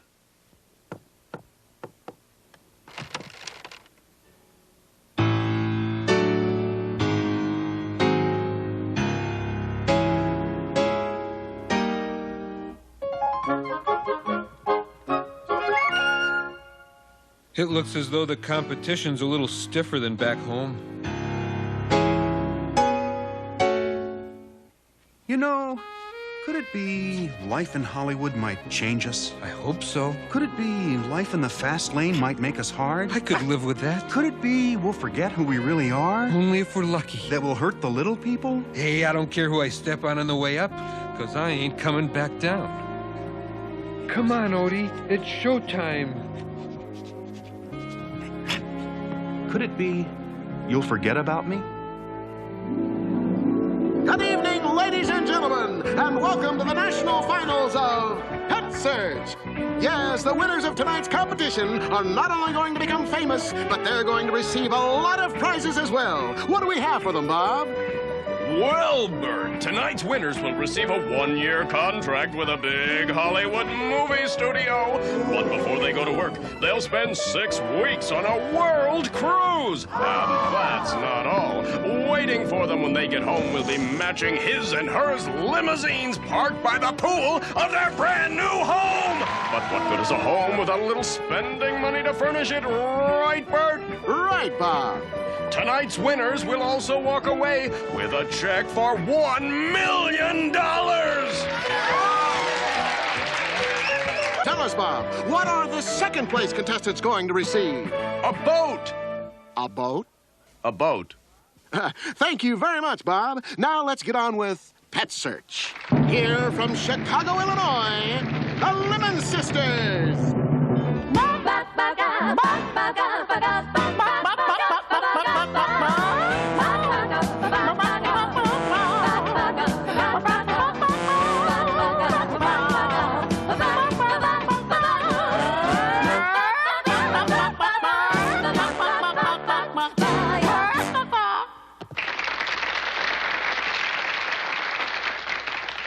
Those chickens were pretty good. Yes, they are. We must have them for dinner sometime. Here from New York City, the Garfield Brothers.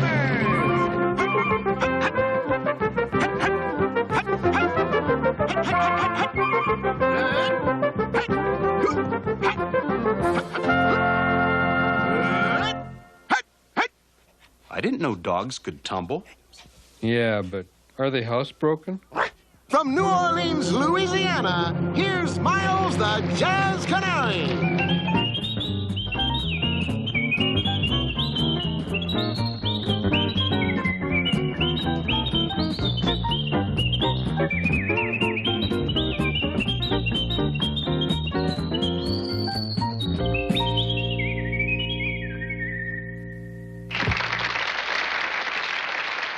Winning all those prizes would be great, guys. But getting back to our real home will be even greater, right? He's got to be kidding. Our next act features a rather unique cat and dog duo from Muncie, Indiana. Welcome, the Dancing Armandos! This'll be a piece of cake.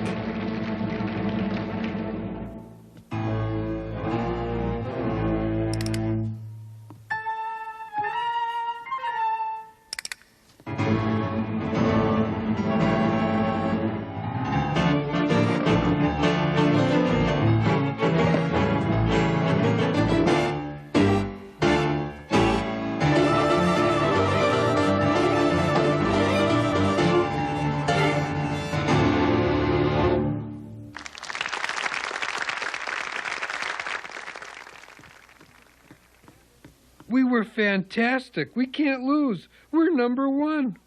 Next, from Los Gatos, California, Desiree the classical cat. Meow, meow, meow, meow. Meow, meow, meow, meow, meow. Meow, meow.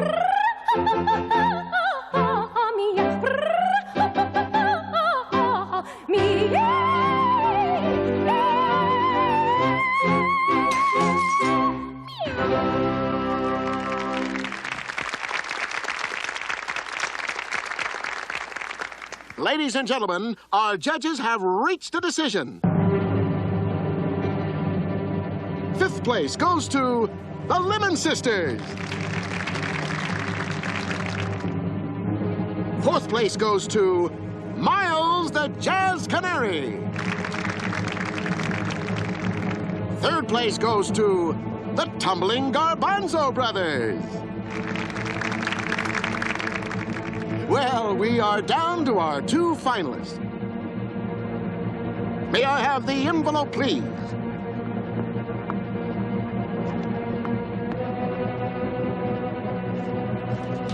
Whoops. Come on, will ya? Come on.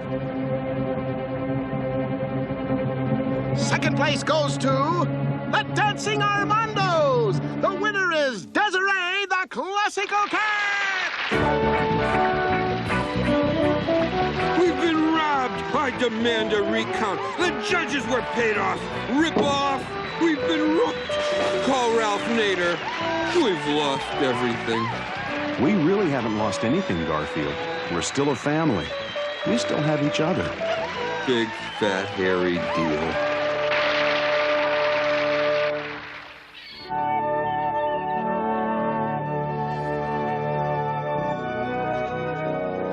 You know, boys, maybe it's best we didn't win Pet Search. I don't know if we were cut out for that kind of life. Speak for yourself, John. Some of us were born to be great. Nevertheless, we did get a boat out of it. There's something to be said for the yachting life. I could grow accustomed to this. Where do we sail to next, gentlemen? The south of France? I hear the Fiji Islands are particularly nice this time of year. Yes, maybe we could do some surfing off the Gold Coast of Australia. Maybe we should just settle for a simple spin around the Caribbean islands. Yes. What think you, Odious?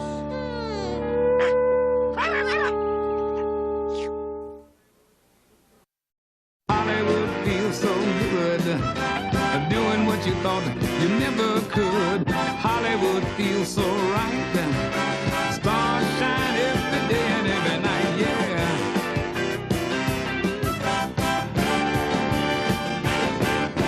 If anybody asks you what's your sign, you just look up on the hill and say, that's mine, yeah, buddy.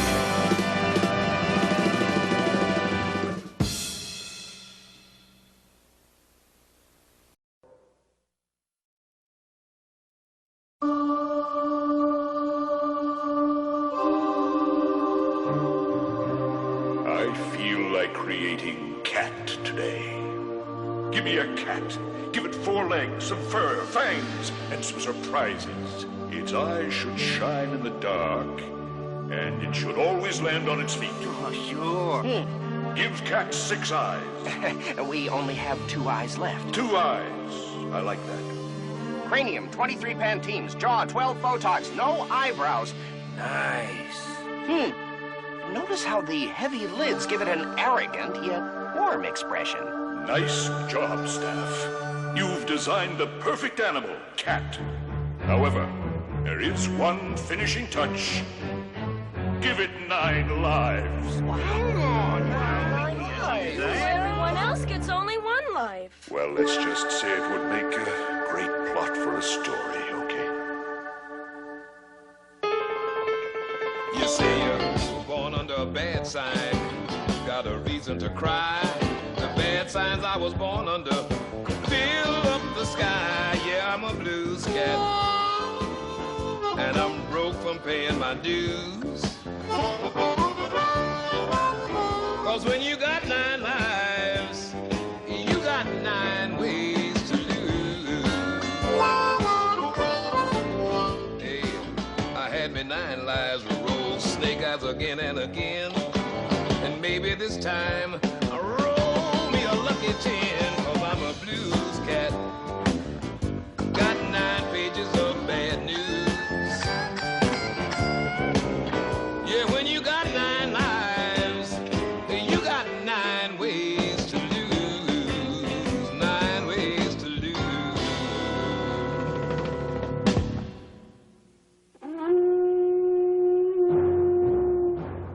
In my first life, I formulated many of my likes and dislikes. I disliked my rock bed.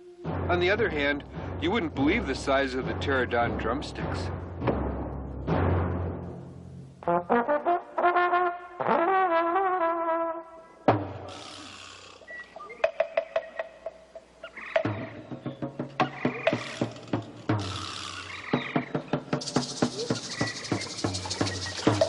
About 10 million years ago, the first cat crawled out of the sea. His first word was... He had been holding his breath for quite some time. In those days, the first everything was crawling up out of the sea. The first snake. The first chicken.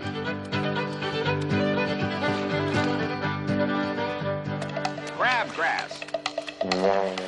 The first real estate salesman.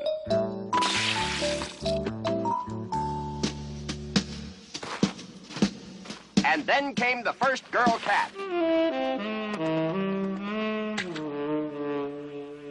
Oh, man. Near. Oh, man.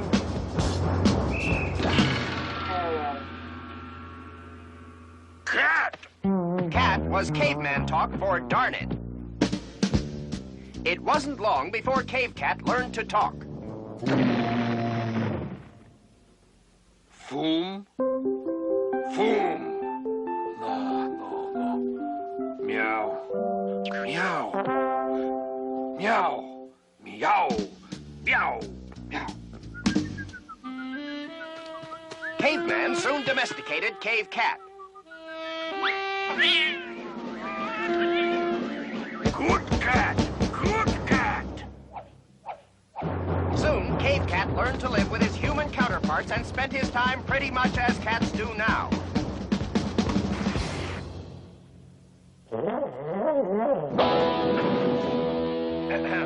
Except for the fire-breathing mice. Ah, yes, those were simple times. Times when people had to entertain themselves.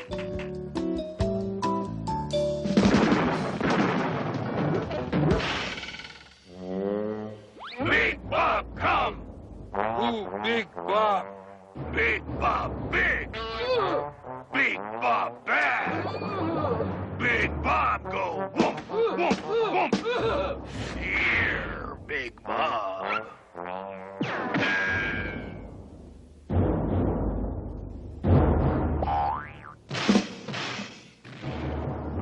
Big Bob.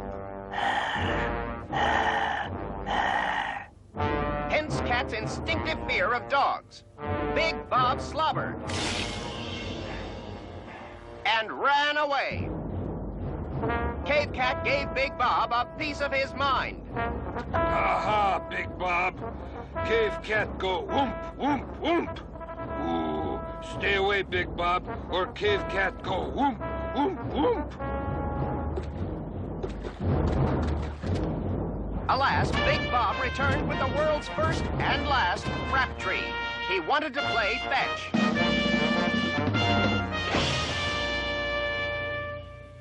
Thus, the world's first and last cave cat bought the farm for failing to field a fetched frap tree.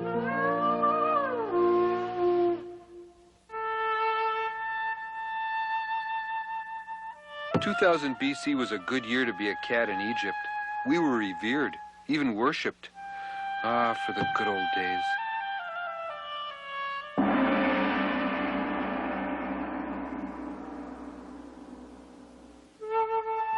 Ancient Egypt wasn't the arid wasteland you might expect. No, it was bustling with activity in 2000 BC. The pyramids were still under construction. In those days, we cats were venerated and worshipped because of the cat goddess Bastet. She was the head of the hierarchy of animal gods. This was one Egyptian belief that certainly got no argument from us cats.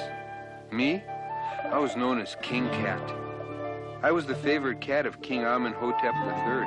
I called him Junior. Those were happy days. I had my own personal bevy of slave dogs, and for fun I'd go over to the pyramids and torture the construction workers. To the pyramids, you mutts. Let's get a move on.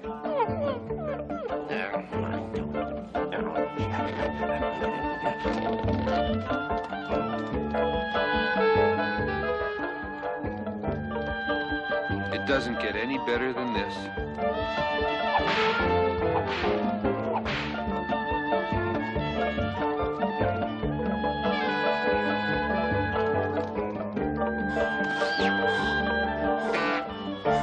Stay.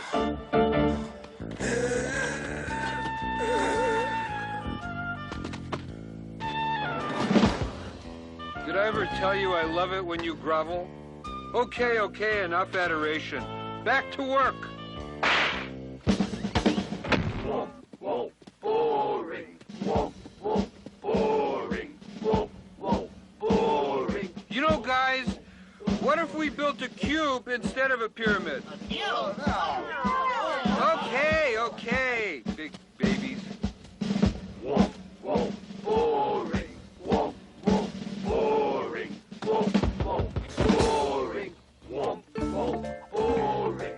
Womp, womp, boring. All right, you, back to work. We got a deadline to meet, you know. I want these pyramids built by Thursday. Hey, have a heart, mate. I'm doing the best I can. If you know what's good for you, you'll get your shoulder back to the stone. I'd like to get your shoulder back to the stone. What was that? I just said if you know what's good for you, you'd be back at the temple rather than here picking on us poor slaves. And just what is that supposed to mean? Read the glyphs, mate. Writing's on the wall. I don't like the looks of this. That's right, mate. When the king croaks, he takes all his worldly possessions with him. And you are a possession. Get the picture? I got the picture all too clearly.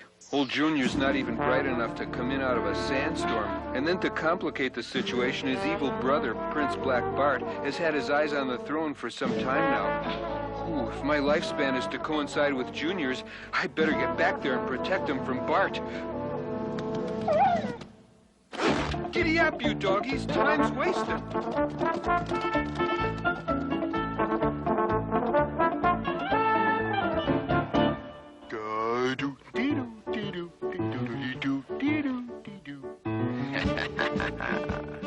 Hey, Junior. Hey, man, you know I have a surprise for you. Oh, goody, goody, goody. I just love surprises. Where is it? Where is it? It's, through that door. Go ahead. Step through the door. I think you're going to be surprised. Okay. Mush! Mush!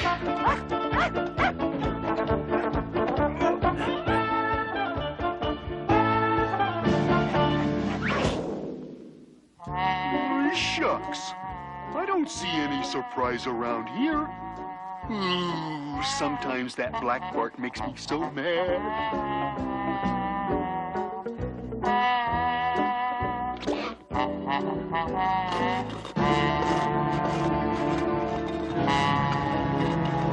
Rats.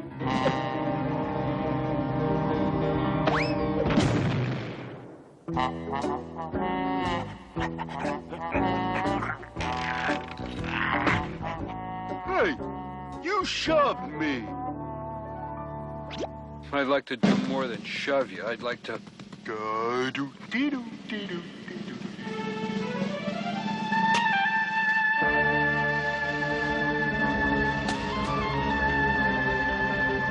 Huh? I wonder what this is.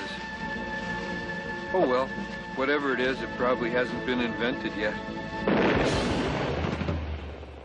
Then again, what do I know?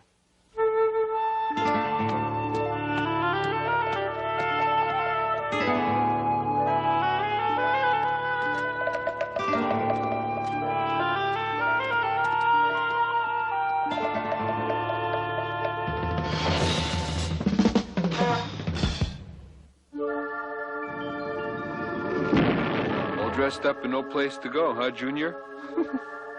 What am I laughing about? I should be conserving oxygen. These crypts are airtight. I only have enough air to last about... Let's see, this crypt is about 80 by 40. Let's see, the 20-foot ceiling. I'll run out of air in roughly 73 years.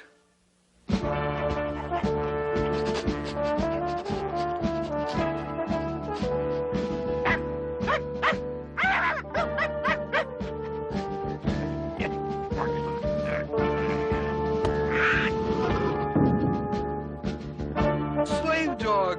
Boy, am I glad to see you.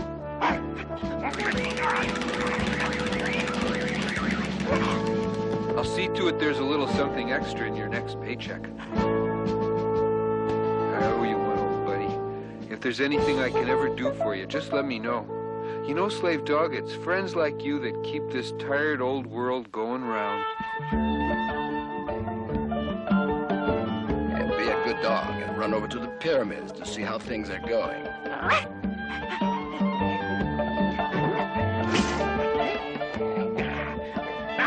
Yes, sir. Right away, sir. Anything you wish, sir. Your wish is my command, sir. I'd like to meet you in the dark alleys,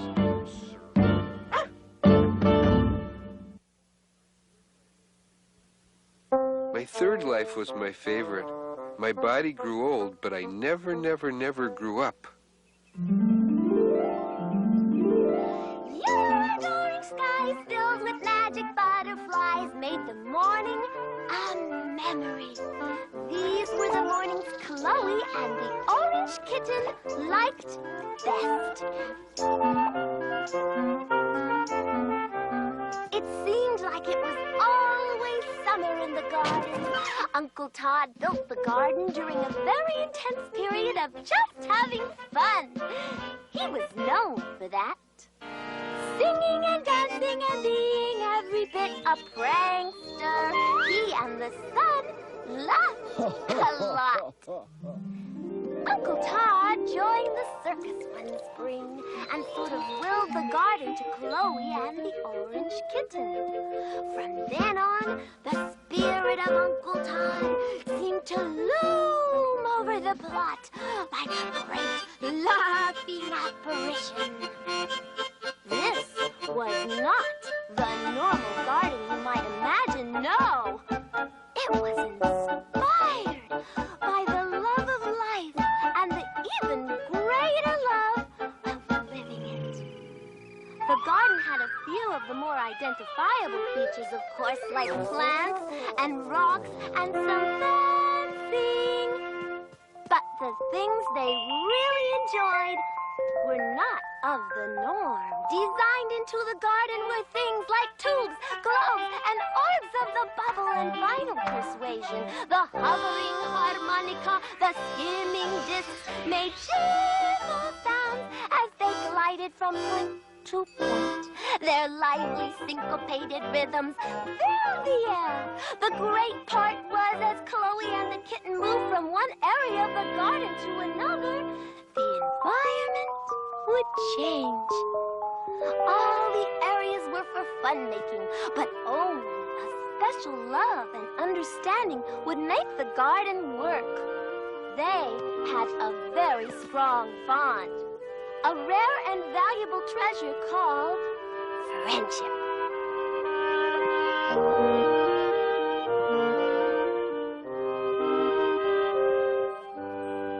It was a magic life, an easy life, a good life.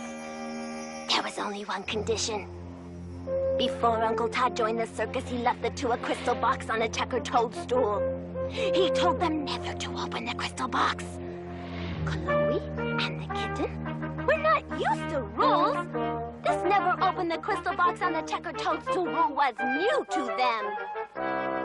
And as all children are wont to do, Chloe and the kitten were overcome with curiosity. They poked at the crystal box, sniffed it, and gazed longingly at the simple to-open latch. There is something very special about a box that is not to be opened. action.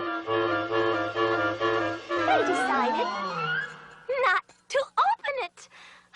Their thoughts right by the crystal box, never to give it another thought. They loved Uncle Todd very much and were grateful for the garden.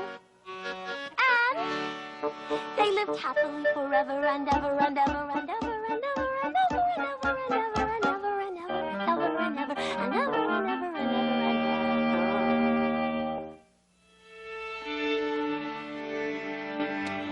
I learned to think on my feet in my fourth life. Thinking was okay, I guess, but now I avoid it whenever possible.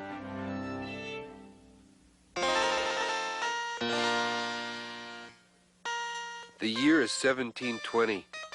I'm the cat of the court musician to King George I.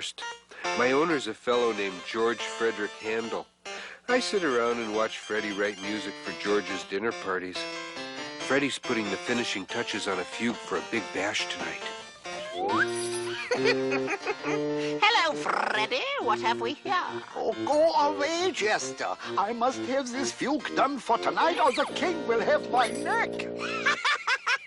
Fugue? Fugue, you say? This is a very important occasion. George is expecting a concerto, don't you know? A concerto? Is there an echo? That's right, Governor. He's expecting a concerto. Oh, there's not time. I can't possibly finish a concerto by this evening. Oh, that's too bad. Oh, well, if we can't enjoy a concerto tonight, we'll have fun at the execution. Execution? There's that echo again. Oh, well, ta-ta, Freddy. Your concerto had better be good. You know how Georgie hates to be disappointed. Here, Cat. I will take the first movement and the second movement, and you do the finale. Right fast. There's not much time.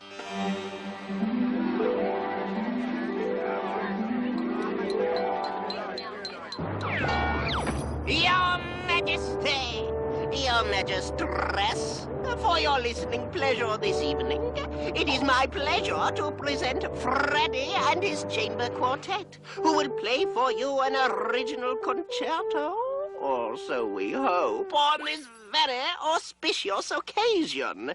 Freddie, if you please.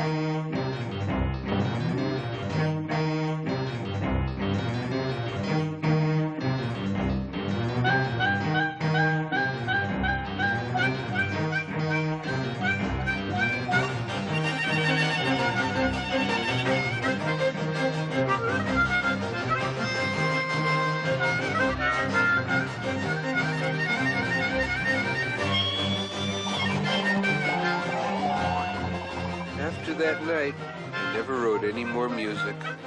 Had I stuck with it, there would have been the recording contracts, the concerts, the agents, the managers, the roadies, the groupies. It sounded like a lot of work to me. Life number 5 was short.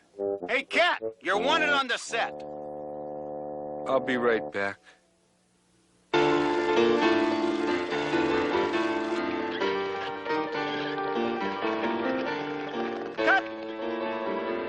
Stunt Cat!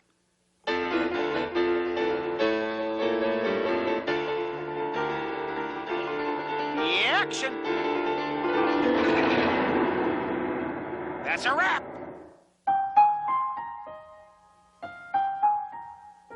6 must be my lucky number, because that's the life I fell in love with music.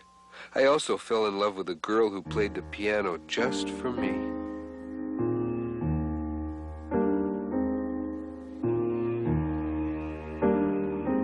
Oh, what a pretty day. Would you like to hear a cat story, Patches? Well, I'm going to tell you anyway. My 8th birthday turned out to be one of the most memorable days of my life. That was the day I got a new kitten, and I took my first piano lesson. Oh, I remember it as if it were yesterday.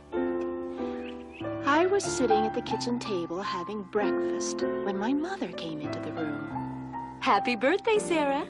I have something for you. A kitten? Thank you, Mommy. If you take good care of your kitten, Sarah, it will be a good friend for a long time to come. Mother suggested that I name my new kitten Diana after the Roman goddess of the hunt. Sarah, I have another birthday surprise for you. This is Mrs. Underwood.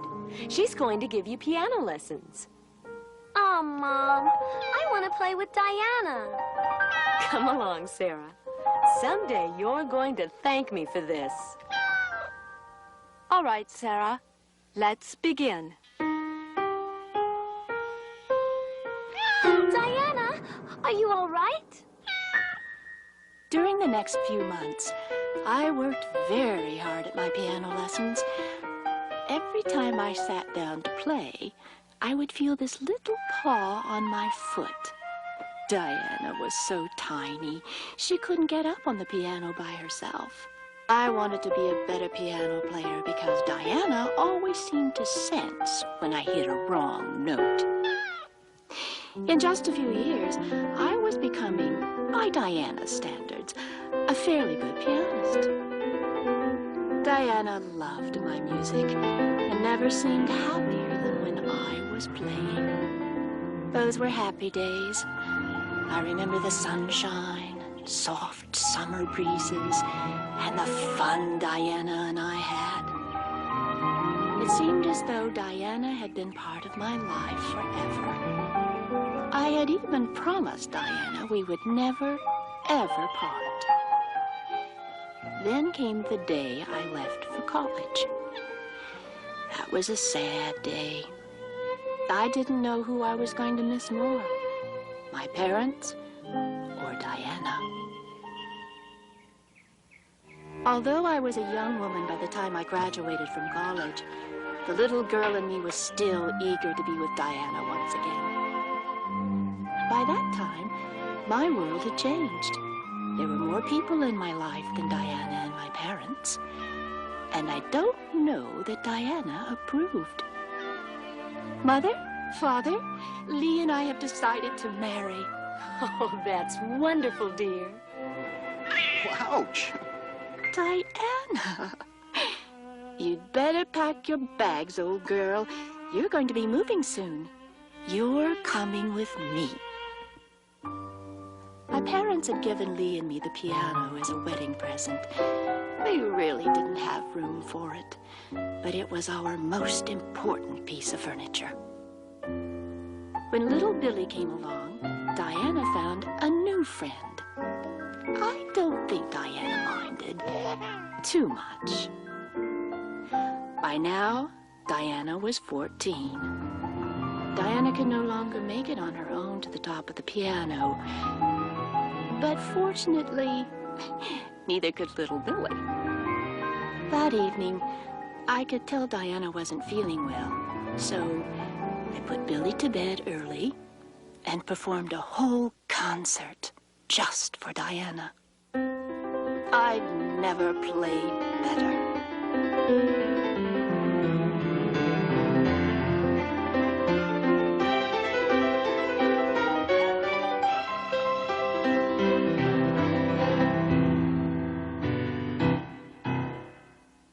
When I finished, Diana didn't want to leave the piano. Good night, Diana. Sometime, During the night, Diana managed to get down onto the keyboard. She lay down, put her face on her folded paws, and quietly passed away. It was Diana's testament to her love for my music. Would you like me to play something for you, Patches?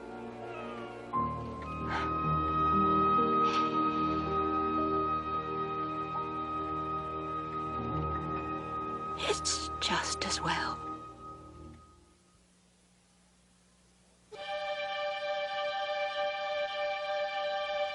In my 7th life, I was a laboratory animal. To this day, every time I see a test tube, I throw up.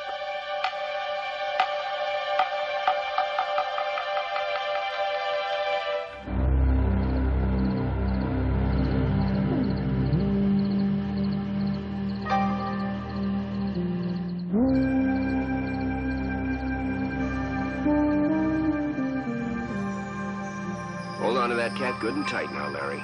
Easy now, fella. Easy there.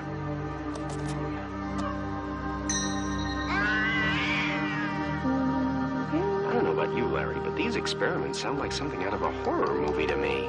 All I know is if this research goes bad, I'm going to put plenty of distance between me and this laboratory.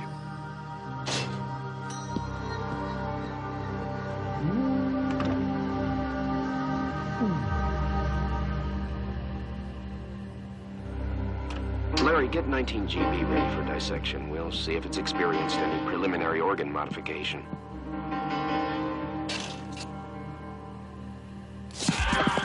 Get that cat! I'm trying!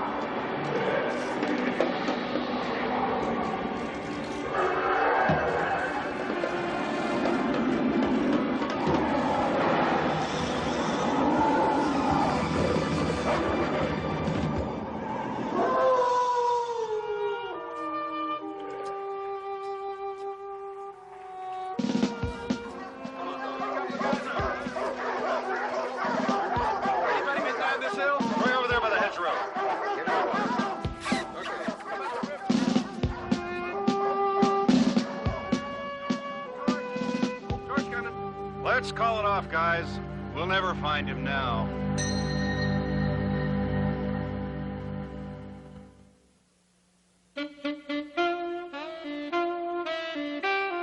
All that I ever was made me what I am in my 8th life. Somehow, it's falling short of my expectations.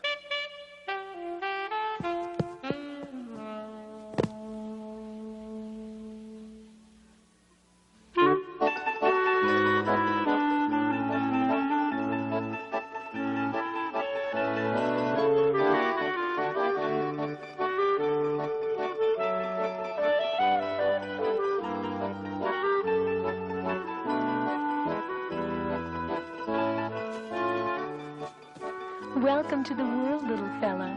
I think I'll call you Garfield. I'm hungry. Where are we, Mom? In the kitchen of an Italian restaurant. Are Italians good to eat? You have a lot to learn, Garfield.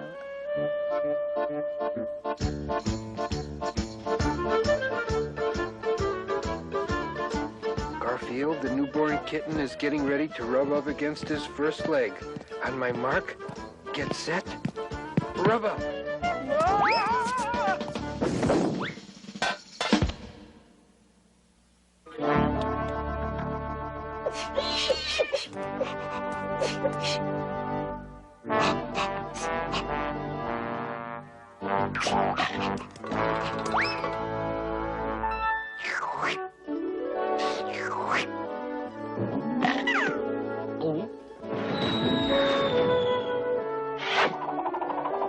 I think I'm gonna like this thing called eating.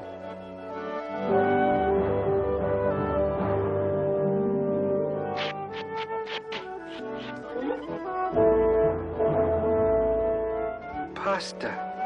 Infinite mountains of pasta.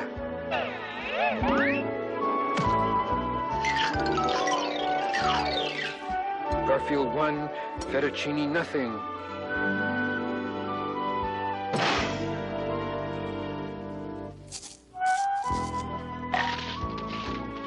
This spaghetti could stand to be cooked a little longer.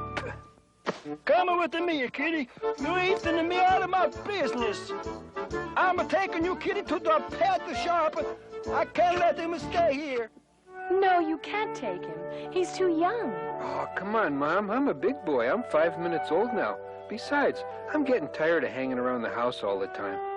Take care of yourself, little boy. I love you. I love you too, Mom. And thanks for everything you've done for me. I'll write when I get a chance.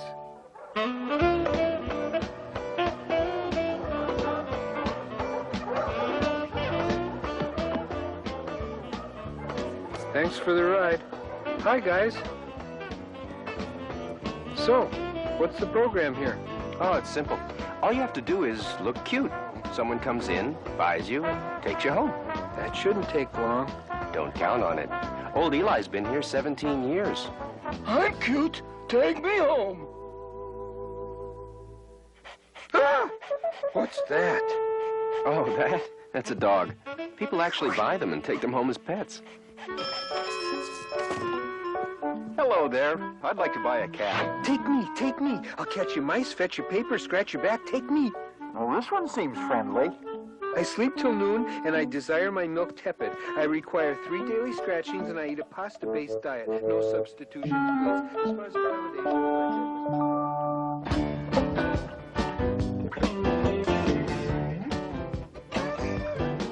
How are you this morning, Garfield? I'm in a good mood. I let the mailman live. Sit down, Garfield. I have something to tell you. I am sitting down. You must be lonely. I think you need a playmate. Not really. I have my mirror. So, I bought a dog.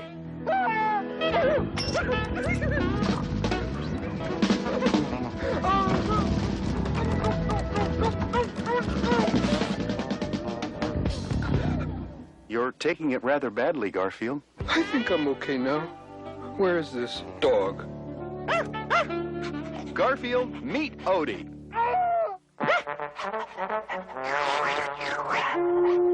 That's not a dog, it's a tongue with eyeballs and feet. It's as though I know Odie from a former life.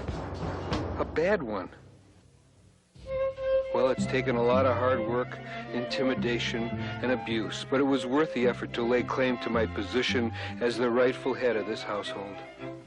Odie, oh, Odie, be a good boy and fetch my slippers.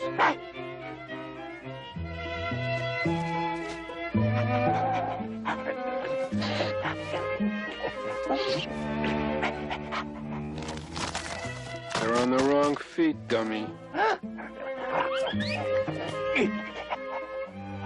Now run, fetch my owner.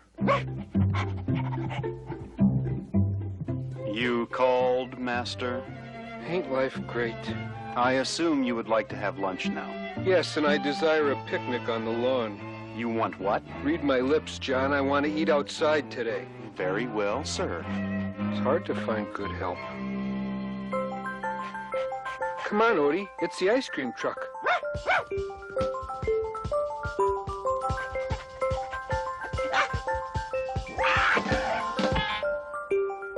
You must have a death wish, fella. If Odie hadn't stopped me, I would have been a cat pancake, a pavement pelt, a sail cat, a greasy spot on Main Street. You saved my life, old buddy. Listen, I may not be wildly successful in this life, Odie, but at least I'm alive to live it, and that means something. I'll forever be grateful to you, Odie. I'll never forget this. Gather round, children. It's story time. It was back in the 80s, or was it the 90s? Who cares? At any rate, I was a big TV celebrity and a mouser of some note. Well, sir, one day, Odie and I spotted the ice cream truck across the street. As Odie was just about to run into the street, I saw this big truck a-coming. I had determined that Odie was going to be seriously hurt if he crossed the street, and so I wrestled him to the ground at the last minute before the truck came rushing by and squashed him.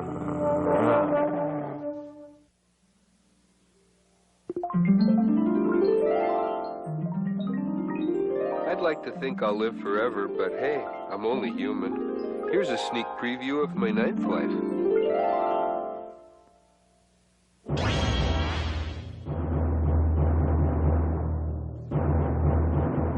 Space. One thing to be said for space. There sure is a lot of it out there. So what do you do with space? You can take part in grand intergalactic battles that encompass whole solar systems. Or you can bravely forge new worlds of exploration by traveling through uncharted territory. Or you can get lost. Me? I'm lost. Finding out where the heck I am is still secondary, though. What I want to know is, why am I here? Welcome to space, Mr. Cat. I suppose you are wondering why you are here? A keen grasp of the obvious. Well, it is really quite simple. You see, all we require is that you survive, Mr. Cat. We are monitoring the survival instincts of a cat in his last life. In his last life? As you are well aware, a cat has 9 lives. And don't tell me, I'm living life number 9? I tell it like it is, baby. Cakes. Well, that's just great. Somehow my lives didn't mean so much when I had a few of them to burn. So here I am in the one that really counts, and they stick me in the middle of nowhere in this time bomb. Well, I'd better gather my wits about me.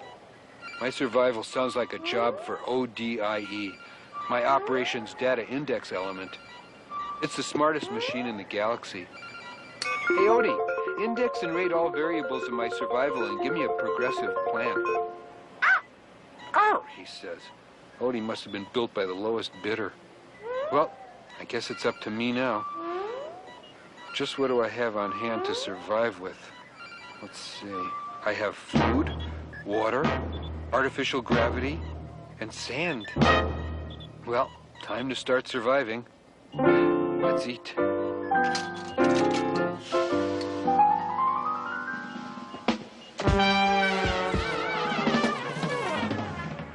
Rats! Oh well, everything tasted like lettuce anyway. Okay, Odie, what is it? Hey! Where's gravity when you need it? What are you trying to say, Odie?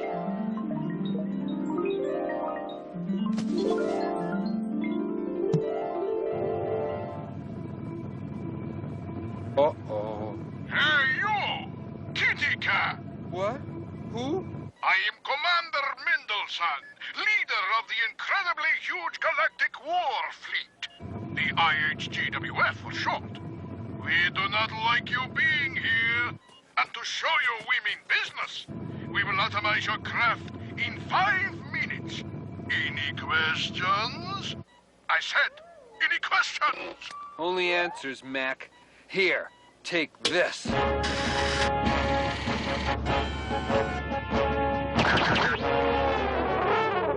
empty Claude. Hey, guys, could you give me just a little more time? This place is a fright, and I couldn't meet my maker looking like this. Come on, have a heart. I'm sorry. We of the IHGWF have no hearts. We do, however, appreciate the tiny ship. We will give you 7 minutes instead of 5. Gee, thanks. There's not much time. I need more hands. That's it, hands. If I can just get over to the crew cloner here, I'll clone a crewmate.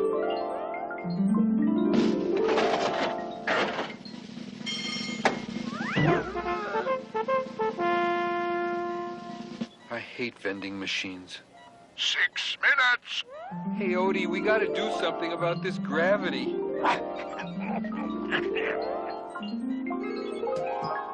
That's it, the gravity machine. Pull the handle.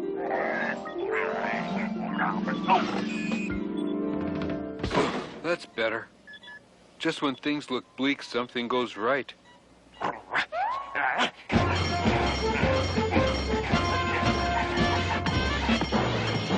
The plot thickens.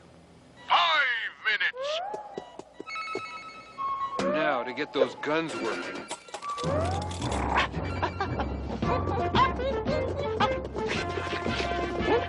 Get out of here. Shoot! Shoot! Get back! Why don't you guys play in traffic or something? That's it. Odie? Take these guys down to the launch platform. Put these clones in the drones. We'll launch an all-out attack on Commander Mendelsohn and his Igwa, Wagga, Hugga, Wagga, whatever. Hurry! Okay, Commander. Brace yourself. This cat has a thing or two up his sleeve.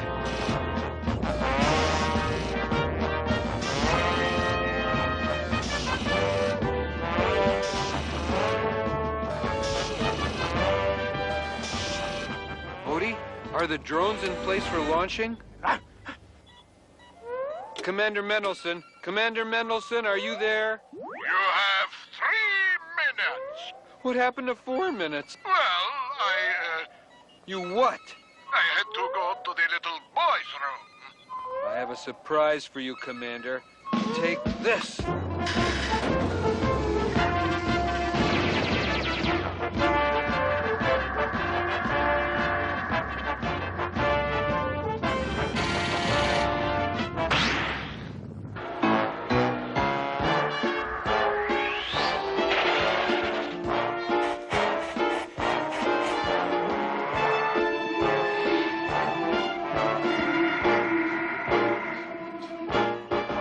Gotta get those guns working. 1 minute. Boy, what a day. Lost, no food, a twit for a computer, an imbecile for a crewmate. But no matter. I'm a hero, and heroes don't die. We always win our space battles. This ought to do it. 0.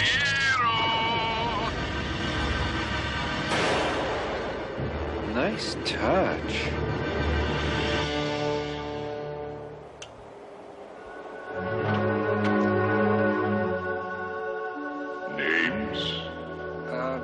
My name is Garfield, and this is my friend Odie. I understand you boys had a rough go of it in your last life. Yes, sir, and that's why I'm here, frankly. I know cats have 9 lives, and I certainly appreciate the opportunity to have them, but I don't think it was fair for anyone to put us in the position we were in. I'm sorry, but that's the way it is. You're right. But, sir, I'm right? Yes, you are. You may have your life back. Oh, by the way, which life was that? You mean, which life of my 9 was that? Yes. You mean you don't keep track? Normally I do, but our computers are on the blink right now. Why, that was my first life, sir. Very well. Then you're entitled to all 9 lives. And your friend there, is he a cat too? Well...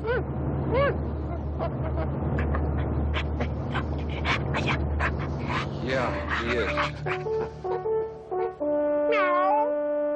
Then so be it. You both have all 9 lives.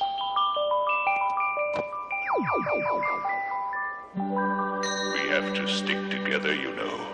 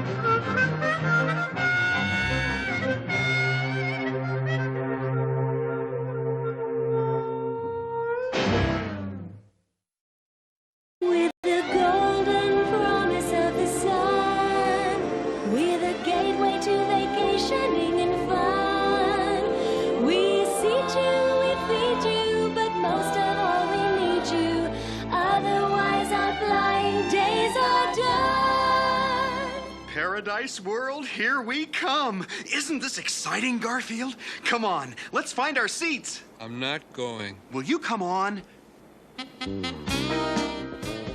I've never been so humiliated in my life. You know the rules, Garfield. They don't allow pets in the seats. I had to dress you up as my son or you couldn't have come on our vacation. What am I, a piece of luggage? What's this, a handle? If that's the way they feel about it, why didn't you just stick a stamp on my face, cancel my bottom, and mail me to Paradise World? Welcome to Inversion Layer Airlines, sir. In what section are you traveling? Third class. What section, sir? Third class. I can't hear you. Third class. Oh. Your seat is in the rear of the plane with the rest of this line. Thank you. Why can't I get any respect, Garfield? When you travel, you must pay for respect, my friend. I think you'll enjoy flying, Garfield. It's a very smooth and comfortable way to travel. Then what are these little sacks for? The Easter egg hunt? I'd like flying better if I could keep one paw on the ground. What's that? Sounds like a wind cable fraying. Smoke! I smell smoke! Smoke! We're going down in flames! Relax, Garfield. We haven't even taken off yet. Great! Cats and children first! Yippee! Ha-ha-wee. We're all going to Paradise World. Hooray! Yahoo! Sounds like a dippy place to me. If John weren't such a cheapskate, we could be going to Hawaii right now. I'd rather be going to Hawaii. I'm a Hawaii-type kind of cat.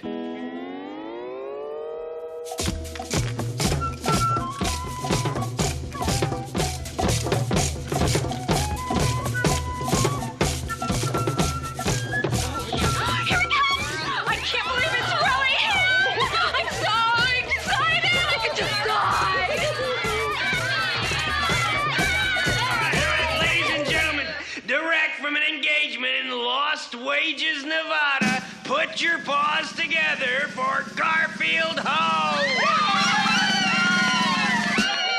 Thank you, Lenny. I love you. Now get out of here. It's so great to be back in Hawaii. Yeah! Oh, I love you, teachers. So for my first song, I'd like to sing something from my latest album, The Best of Garfield Ho. It goes something like this, Lenny, if you please.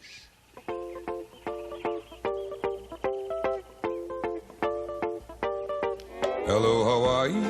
Hello, Hawaii. Can I come over? Can I come over? I'm a Holly from the mainland, looking for a new amour. New amour. As soon as I land. As soon as I land. In Honolulu. In Honolulu. I'll be looking for a luau and a hula girl who I'll adore. I'll adore.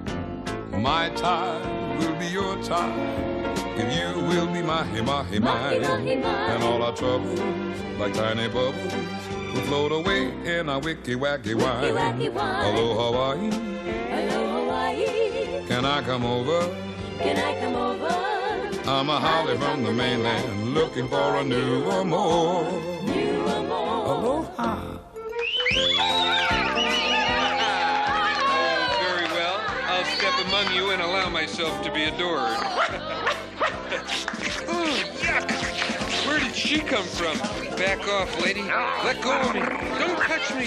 Let me stop. Don't touch me. Captain has advised that the fasten seatbelt sign be observed in case some slight air turbulence is encountered.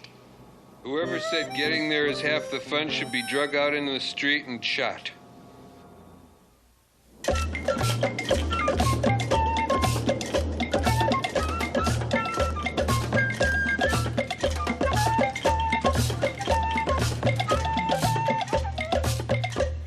Hello, Paradise World. Oh, just smell that fresh air, Garfield. It's jet fuel, dummy. Well, the next item of business is to get our luggage. Hey, that's service for you.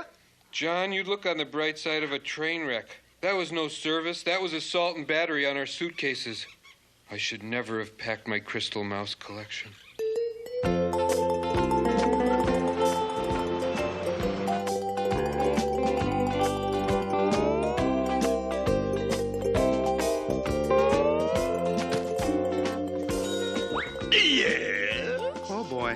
Welcome to the Paradise World Seaside Motel.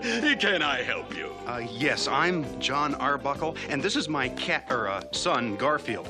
We have a reservation for your cheapest room. Oh, that would be the Jack Benny Suite. There you go, Mr. Arbuckle. Thank you. By the way, which way is the beach?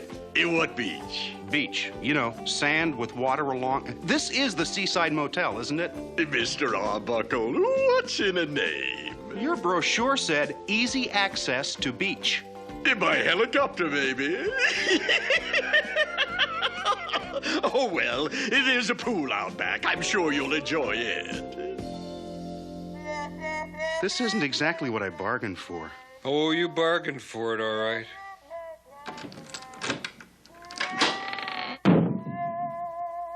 This must be our room.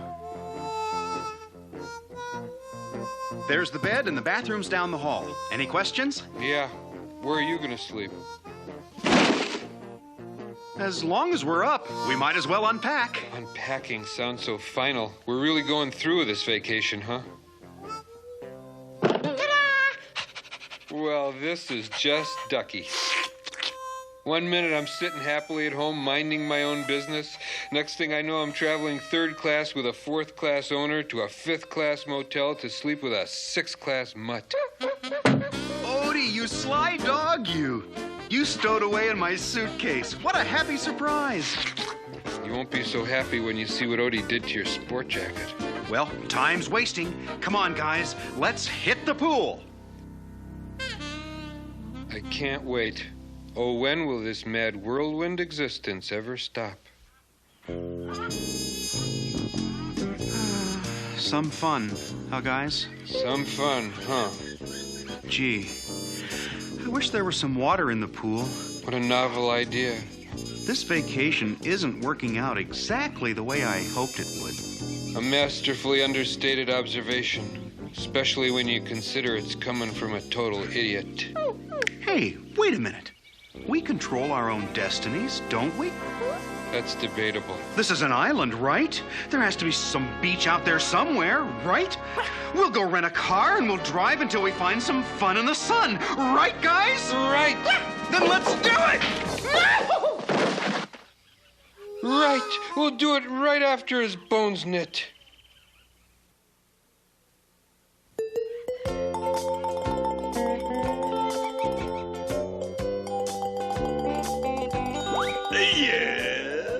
Familiar.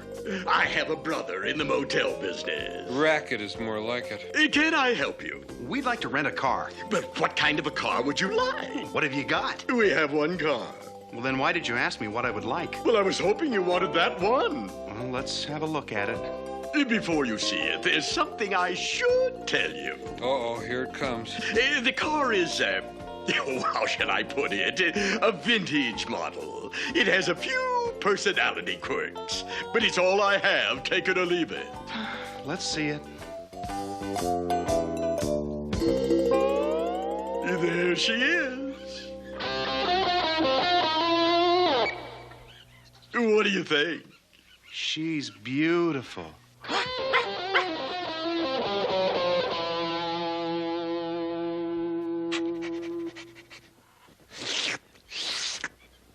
We'll take it. Good!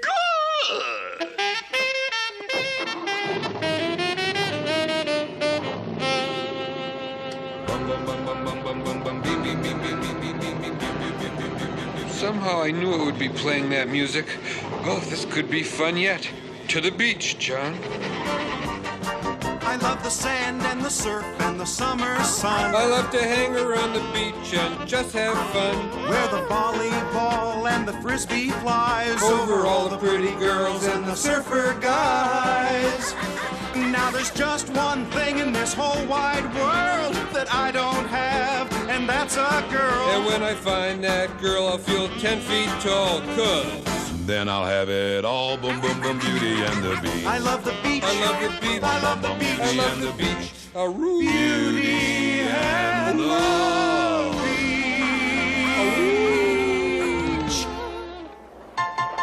Is this great or what, guys? Come on. Last one in is a rotten egg.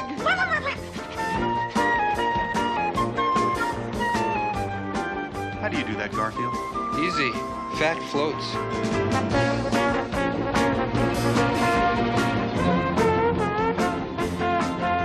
Sharks! Ha ha, Odie. Very funny. Come here, boy. I want to bury you in the sand, okay? I have something for you, boy.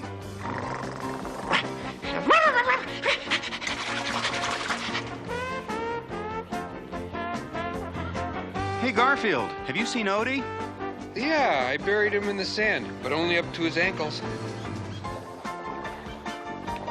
Hey, John, let's blow this scene. It's too warm here on the beach. You don't want to leave already, do you? We just got here. Put yourself in my shoes. You'd be warm, too, if you wore a fur coat to the beach. Let's do some cruising.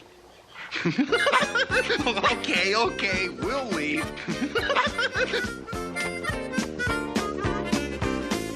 Hop in, boys. Let's see if we can find some more action.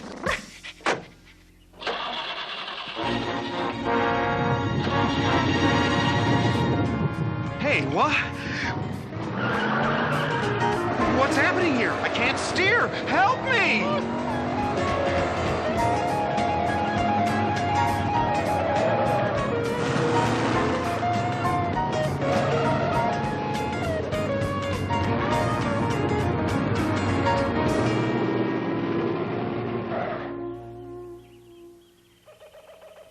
What do you make of this, Garfield? I don't know. And if I did know, I don't think I'd want to know. This place gives me the creeps. Let's get out of here. Start, darn ya, start. Uh-oh. Rats.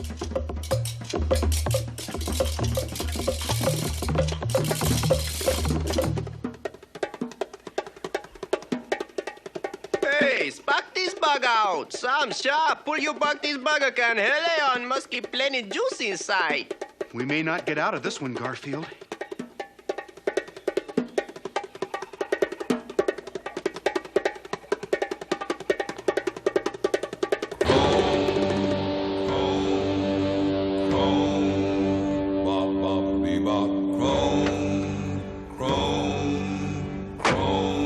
Look, Garfield, I don't think they were worshiping us at all. They appear to be worshiping the car. Yep, that's what they're doing, all right. Who are you? I, sir, am the chief of this here tribe. I the High Ramalama, and these here the ding-dongs. You speak English? Well, we watch a lot of beach movies, you know. This is all very confusing. Well, have a seat, I'll explain to you. You see, the ding-dongs are an ancient civilization. Our tribal rituals and native ways have remained virtually unchanged since 1957. Now, before 57, we were really ancient. All we had to listen to were a few Phil Harris records, you know. And then one fateful day, the cruiser drove into our village. Yeah, the cruiser taught us the ways of the world. We have never heard of important stuff like ballpoint pens or bushwhacks, anything like that. And as if it wasn't enough to teach us all those neat things, then he saved our lives. I'll never forget that night. Mount Hananui Louis Blah was about to erupt and destroy the whole village, you know? Mount Hananui Louis Blah? That's our volcano, yeah. And as I was saying, Mount Hananui Louis Blah was about to blow, baby. Well, I tell you, the cruiser didn't even flinch. He always knew what to do. He just stepped into his car, revved it up a couple of times, waved goodbye, and raced into the night towards the volcano. Only moments later, the volcano erupted into a fireworks display you wouldn't believe. Oh, I tell you, we've never seen anything like that before. The sky was filled with all kind of beautiful reds, yellows, and chromes.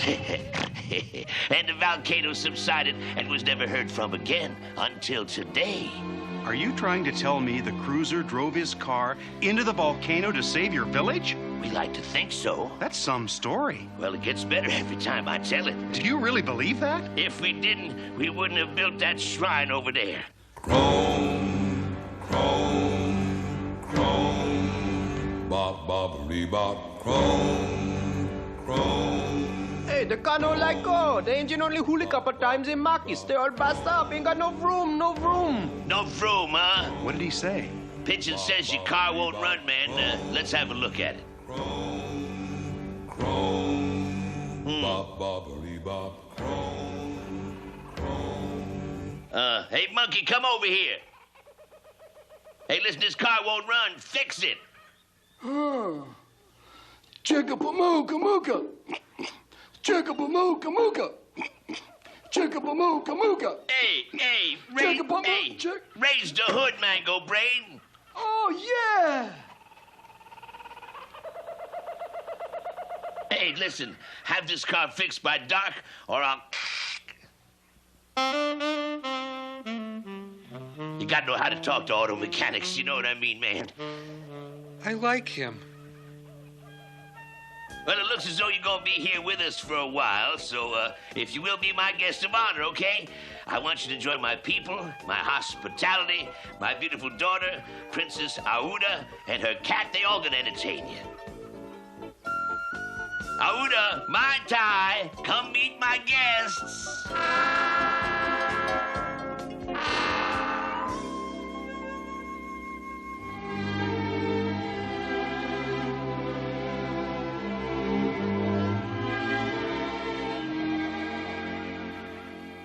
Hello, Aouda. My name is Jon. Hello, Jon. My name is Aouda. Hello, Mai Tai. My name is Garfield. Oh, hello, Garfield. Do you surf? No. Well, do you dance? No. Do you play volleyball? No. Then what do you do? Oh, eating and sleeping holds a great deal of fascination for me. Oh, good. Come again? All the guys here ever do is surf and dance and play volleyball. That gets a little old after a while. Tell me more.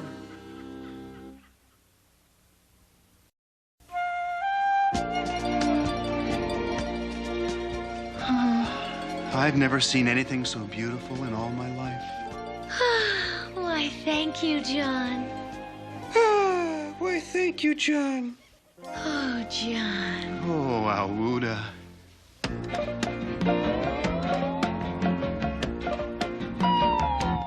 When I saw you in the sunset, and you told me your love would be true, it was music. It was orchids. It was you.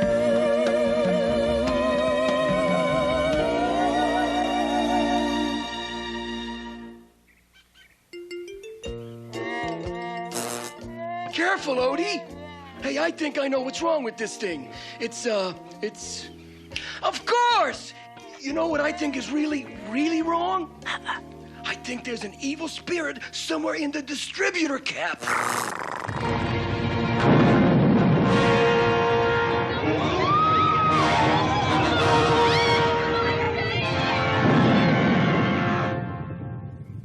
Nice touch.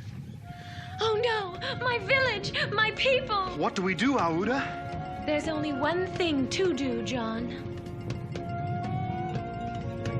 Aouda, what has to be done? Don't try to stop me, Jon.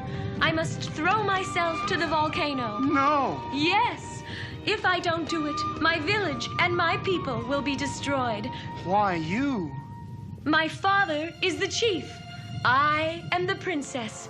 It is written that only a princess can appease the volcano. Check that. That only a princess and her cat can appease the volcano.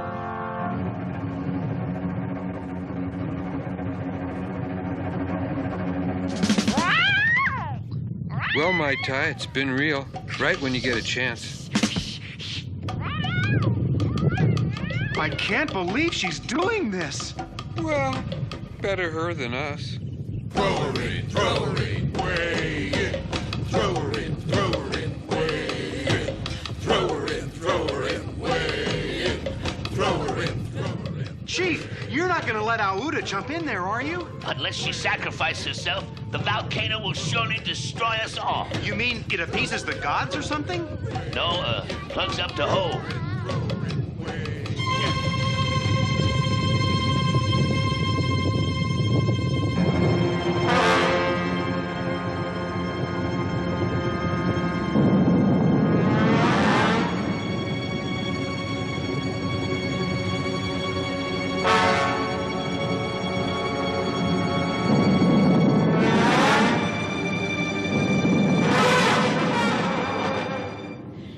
This isn't working.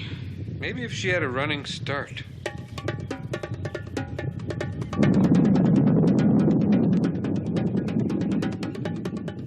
What? You won the 5-7? How swift? You for real or what?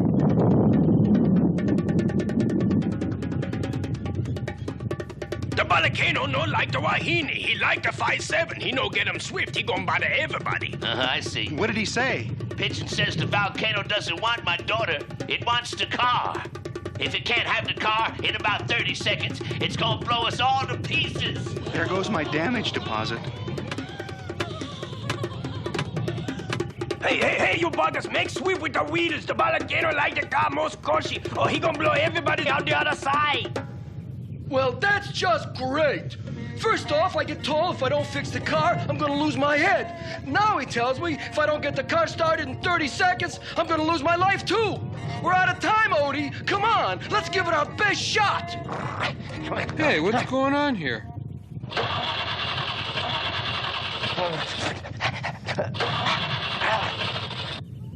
Come on, will you? Come on.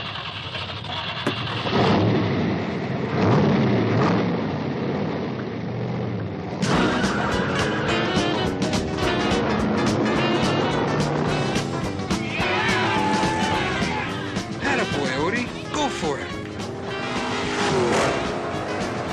Go, baby! Go! Jump off, Odie. Jump off.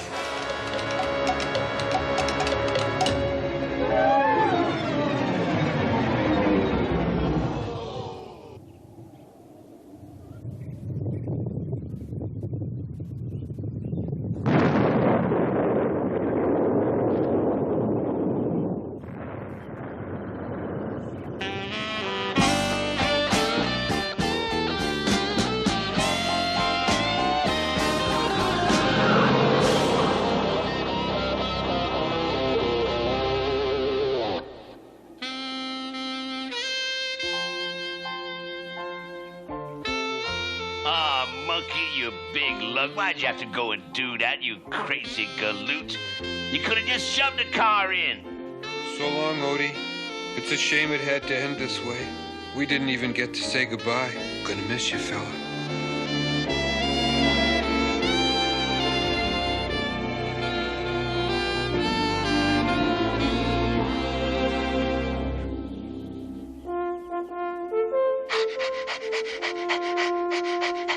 Odie!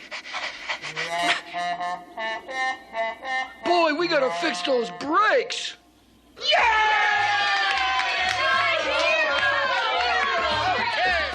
To the village, Jon.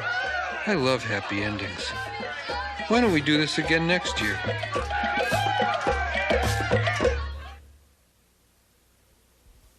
Hello, Hawaii. Hello, Hawaii. Can I come over? Can I come over? I'm a Holly from the mainland, looking for a new amour. New amour. Hello, Hawaii. Hello, Hawaii. Can I come over? Can I come over? I'm a Holly from the mainland, looking for a new amour. New amour. Aloha.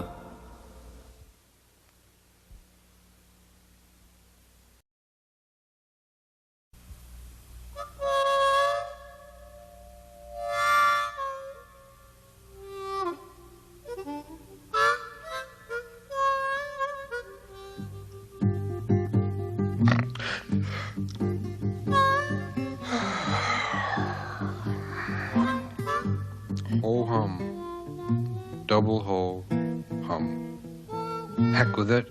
Let's shoot the works triple ho hum. Here I am waking up in the same old bed, facing the same old morning routine. Stuck in the same old stretch.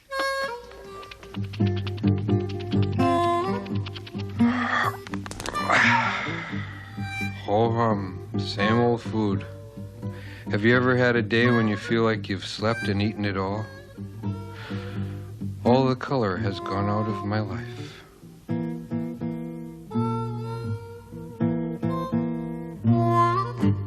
Good morning, John.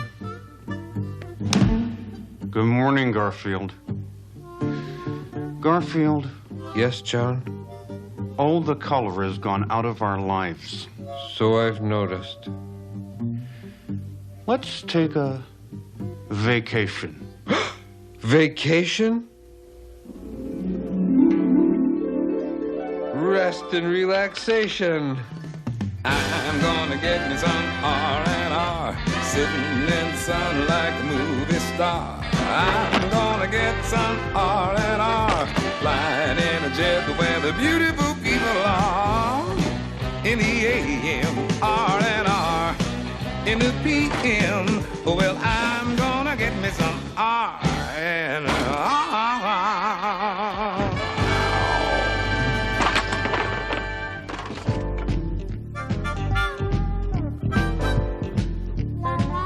Is that all you want to take on our vacation, Garfield? There's just one more tiny item.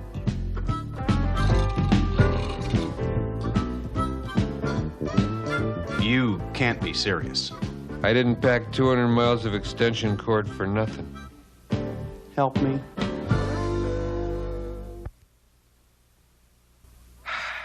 I wonder where we're going on our vacation. Hawaii might be nice. Boy, this is the life. Sun, surf, and miles of sparkling white sand. Box. Help! Help!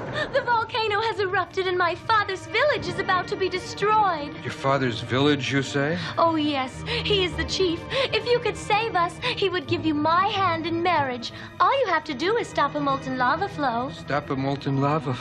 You're cute. But you're not that cute. Acapulco would be a gas. Hark! What have we here? Why, it's a sombrero and a beautiful senorita. I will attempt to impress her by doing a hat dance.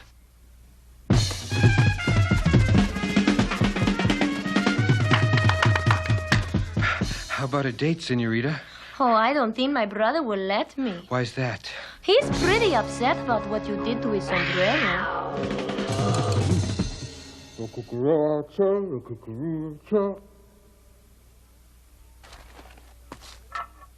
Venice sounds like my speed. Oh, so meow. Where to next, Contessa? How about to my place for some lasagna? Some lasagna? That'd be great.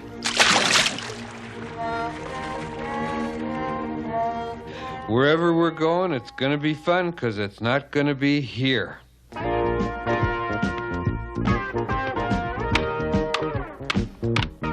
Don't keep me in suspense, big fella. Where are we going on vacation? Hawaii, Rio, the Riviera, or will it simply be a Caribbean cruise? Garfield, are you ready for this?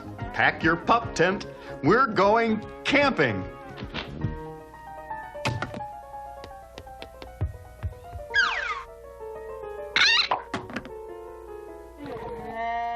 I'll try to contain my excitement. Ho-hum. Ho-hum. We are going camping, oh boy, a camping. We are going to sleep in the tent. Not pay no rent, oh boy. We're going camping, whoopity-doo. Ha-ha, we clap paws, glue with glee. I'm so excited I could just barf. Don't get me wrong, camping isn't all that bad. Aside from the inconvenience, dampness, filth, second-rate food, insects, and cold nights, it's kind of fun. Speaking of fun...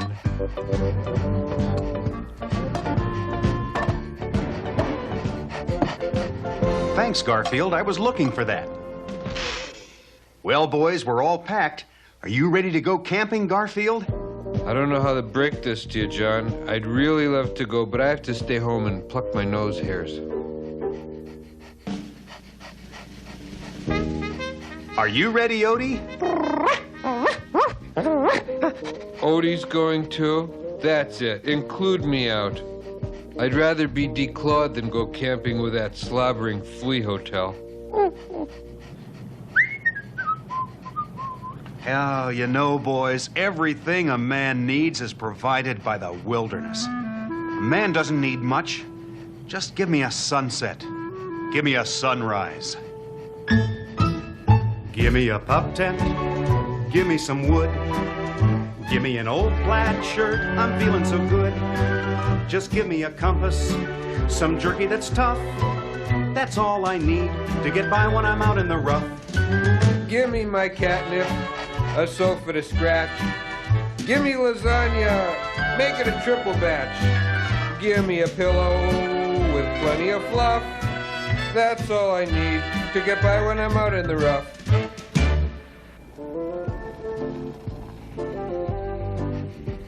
Good morning.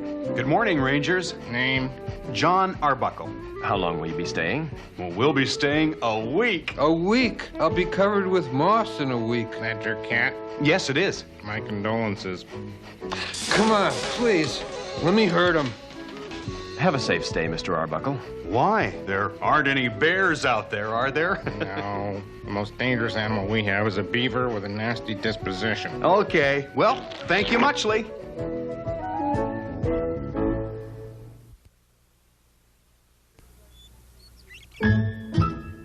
Give me my campfire. Where's my TV? My boots and my jeans. You seen my blanket? Roasted marshmallows. Now you're talking. Some refried beans. Yuck. Just give me my mess kit. You mean my sandbox? Utensils and stuff. Yeah, where's my stuff? That's all I need to get by when I'm out in the... Need to get by when I'm out in the... Need to get by when we're out in the rough.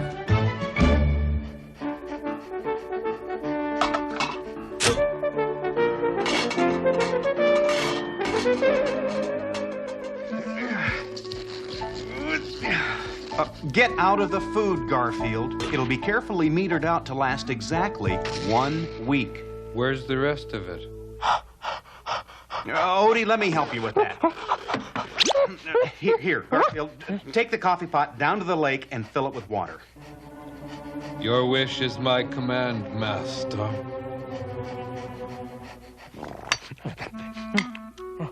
Odie, get out of there. Come on, shoo, boy, shoo, come on. Here's your water, master. Good boy, Garfield. Yes, master. Thank you, master.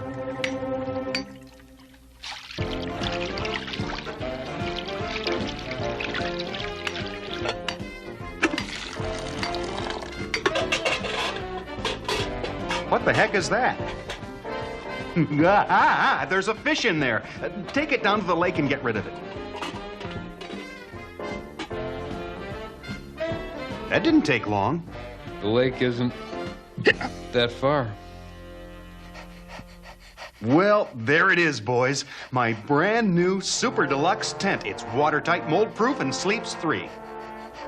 Somehow it looked larger in the ad.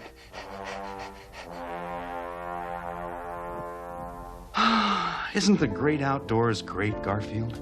It'd be greater if it were inside. And that sunset. Isn't that a glorious sight? All yellow and orange and red. He just described lasagna. Isn't it a wonder? You bet. I'm wondering, where's my bed? Where's my TV set? Where's my sandbox? Well, old buddy, we have a big day tomorrow. Be still, my beating heart. Let's say we relax to some beautiful music, fellas.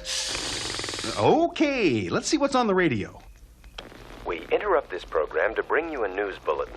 The deadly panther, which escaped from the local zoo this morning, has been reported in the Lake Wobegon area. All residents are warned to stay inside until the beast is captured. We now return to our regular broadcast of fun music. So long, old friend. I wish that I could see you once again. That's it. Pack it in. We're going home. I don't want to be a panther snack. Hang on, old buddy. We're in absolutely no danger. Lake Wobegon is miles from here. We're as safe as can be. Trust me. You know, this reminds me of an old campfire song my mother used to sing. He's gonna entertain us. It goes something like this. I don't miss the city. I do. The flashing neon lights. I don't miss the traffic coming home from work at night. Home. The tension on the turnpike, you can cut it with a knife. I miss my tension. No, I don't miss the city, 'cause camping is my life. Woo-ha. Camping is my life. Camping is my life. I don't miss the city, 'cause camping is my life. All I need's a loincloth, a little sack of salt. Whatever you hear on the 6 o'clock news, buddy, it ain't my fault. Not my fault. Out here in the backwoods, amongst the leaves and trees, I'm in 7th heaven. Bees, wheeze, fleas? 'Cause camping is my life. Camping is my life. Camping is my life. I'm in 7th heaven, 'cause camping is my life.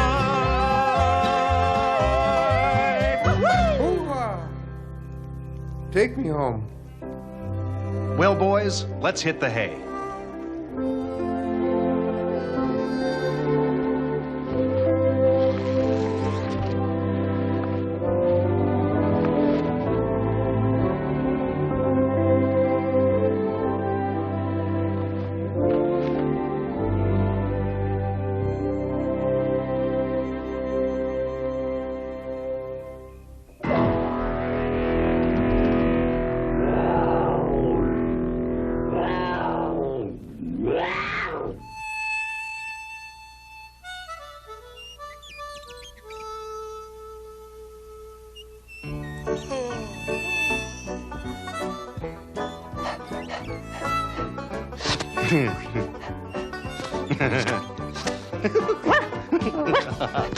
Oh, stop it, stop it. Stop it.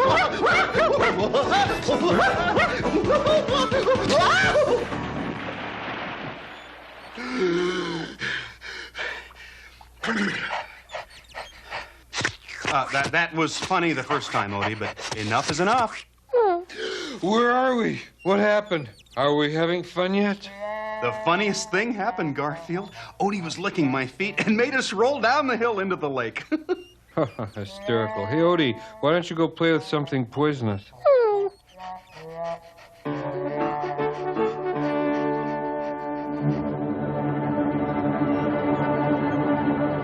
Wonder where they are. I don't know. We'd better leave them a note and keep looking.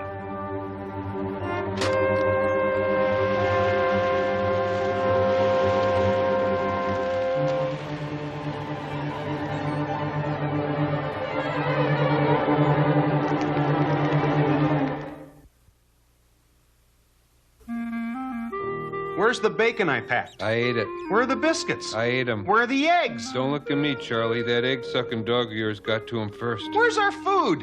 It was declared a midnight snack. All that leaves us with is the dried fruit. Bon appetit, mon frere. How are we supposed to camp when you guys eat all of the food? It's not like I can go to the store and get more. Here we are, miles from I think this is my cue to exit. some dried fruit. Dried fruit! Did you hear me? This is a heck of a note. We could die out here or something.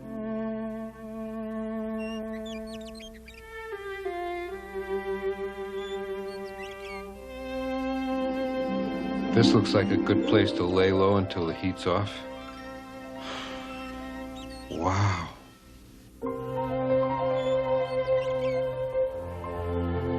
The music of nature,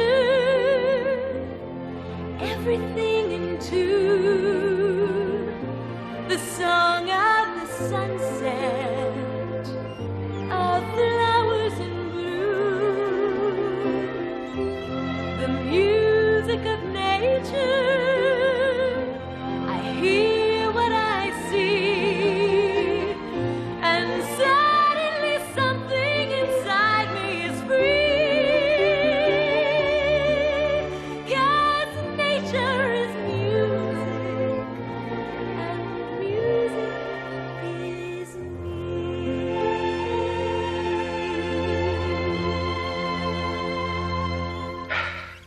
You know, this nature thing might not be too bad after all.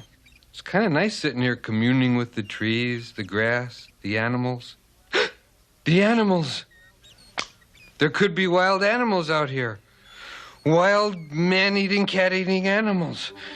They're gonna come here, and they're gonna eat me, and then I'm gonna die.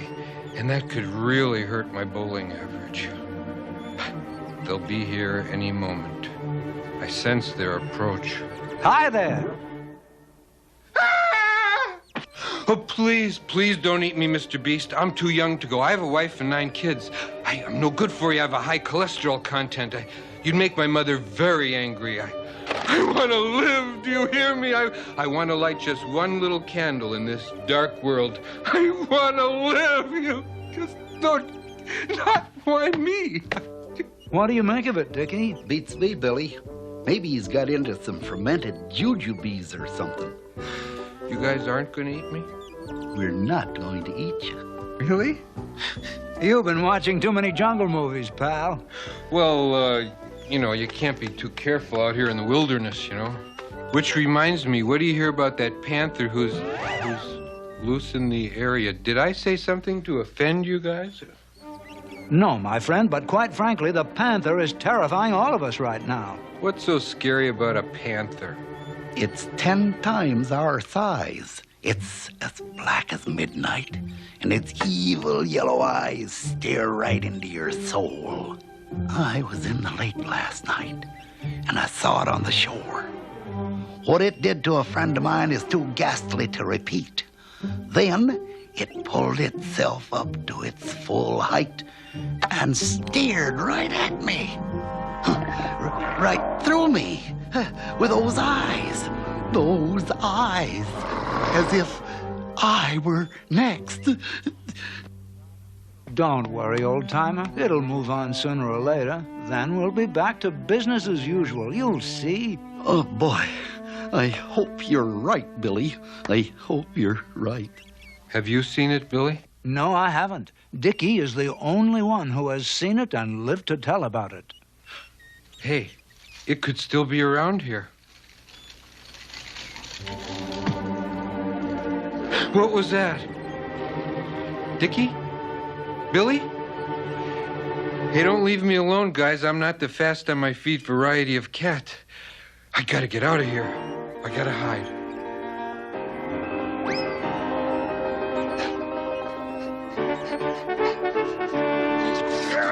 The panther ate me. Wait a minute. He didn't eat me. He licked me. Wait a minute. Panthers don't lick. Odie! For once, I'm glad it's you. Stop that. We're in big trouble, fella. The panther's gonna get us if we don't get John to take us home right now. I'm serious, Odie. This is no panting matter. Stop that. Here we go again.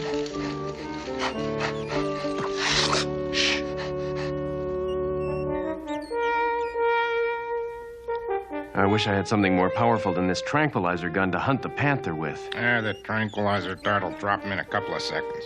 I just hope we find him before he finds one of the campers. Let's keep moving. It's starting to get dark. Let's get back to camp, Odie, and warn Jon. If we're not too late. Run, run, run, run, run, run, run, run, run, run, run, run, run, I'm afraid, run, run, I'm afraid, run, run, run, run, I'm afraid, run, run, I'm afraid, run, run, I'm afraid, run, run, I'm afraid, run, run, I'm afraid, run, run, I'm afraid, run, run, I'm afraid, run, run, I'm afraid, run, run, I'm afraid, run, run, I'm afraid, run, run, I'm afraid, I'm afraid, I'm afraid. Jon, we gotta pack up. We gotta get out of here right now. There's a panther out there, and it's gonna get us. Where have you been, Garfield? Here, have some dried fruit. Read my lips. We are in grave danger. Let's go now. Come on, Odie. Into the car, boy. Look, Odie, if we don't get out of here right this instant, we're gonna be dead. And if that happens, heaven forbid, I'm never gonna speak to you again.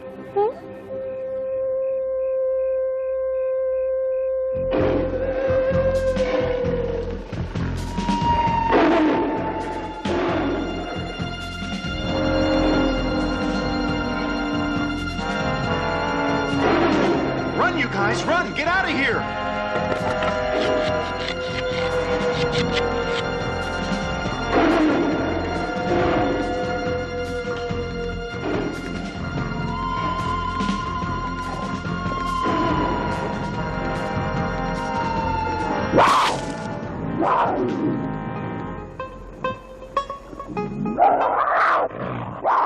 Come on, Odie. It'll be safer in the car. Where's Garfield? Come on, boy, get in. Oh, we're safe. Oh, don't do that, Odie. Odie, don't do that. Where's Garfield? We can't leave without Garfield. Ah!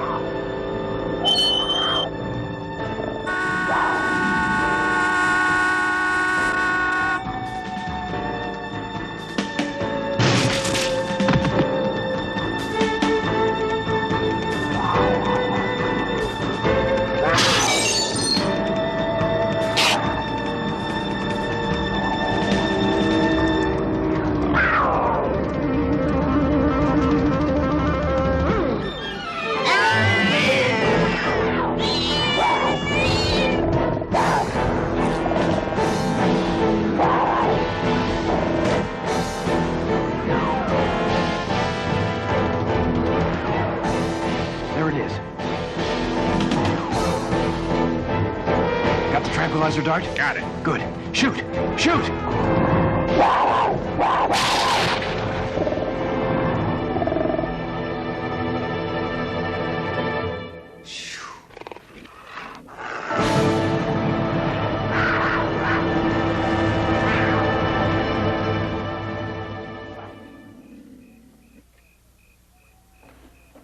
Nice touch.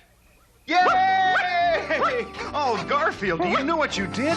You saved our lives, old buddy. Guess I did, didn't I? That was a brave thing you did, Garfield.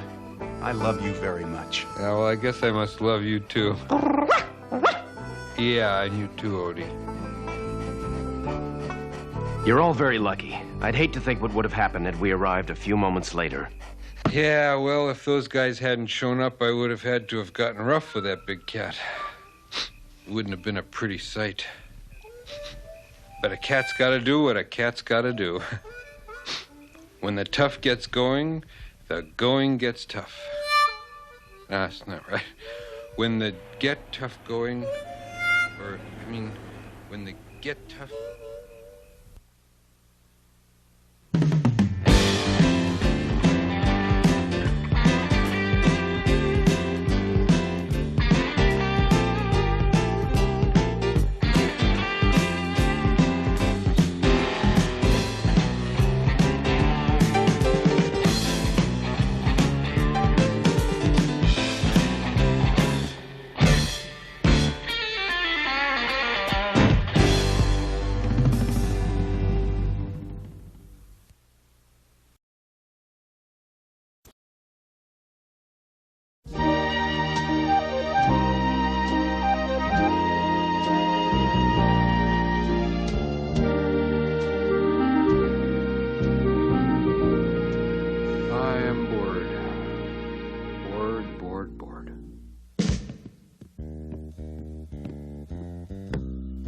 What to do today? What to do? What to do?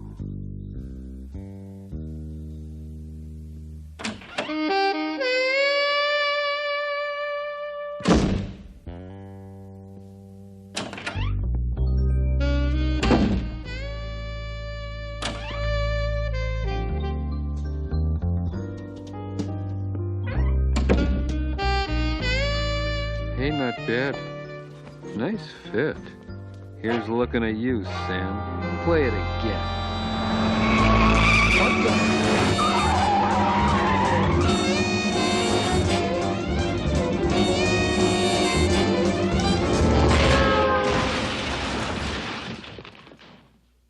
San Francisco's a beautiful city. Cable cars, fog rolling off the bay, Chinatown, the Golden Gate Bridge, the wharf. Gee, I wish I lived there. The dust had to be an inch deep on my desk. A thick layer of papers was forming around the base of the trash can. An empty bottle of milk lay on the floor next to the couch where I had a business engagement the night before. Coffee, Sam? Yeah. Kitty wasn't much on keeping an office clean, but she could make a great cup of coffee. I still remember the day she came in looking for work. She wanted to be a secretary. She had all the requirements. She made a great cup of coffee. I gave her a job. That was yesterday. Being a private dick isn't easy with a name like Sam Spade. But I got all the requirements. I like babes and bullets. And I look kind of neat in a trench coat. More coffee, Sam? Nah. It was a slow day. The hours seemed to drag by like a New York Giants versus Brooklyn Dodgers doubleheader. I decided to get a phone. As I was leaving the office, I found myself face to face with one of the most beautiful creatures I'd ever seen. Are you Spade? I never know how to answer that question. So what brings you here, and why me? There are 100 private investigators in town with better offices than mine. Who are you? My husband was murdered. Your chief, Tanya Tabby. Will you take the case? I had to think for a minute. Sure. Judging from the way she was dressed, she was obviously tapping some big bucks. Of course. It all makes sense now. She marries an old geezer, bumps him off, inherits all the money, hires a second-rate investigator to find the killer who she double-crosses and ends up scot-free. So how old was your husband, Mrs. O'Tabby? 23. Of course. It all makes sense now. Her husband was obviously a ladies' man.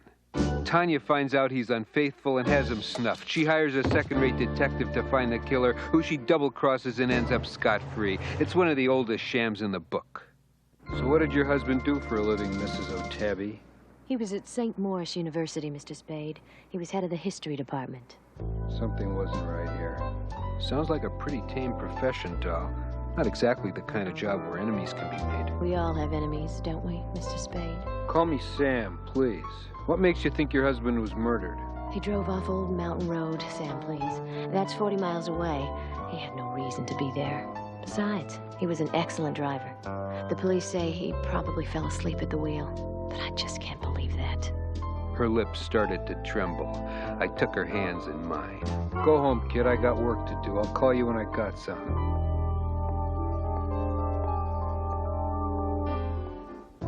My life's full of babes and bullets.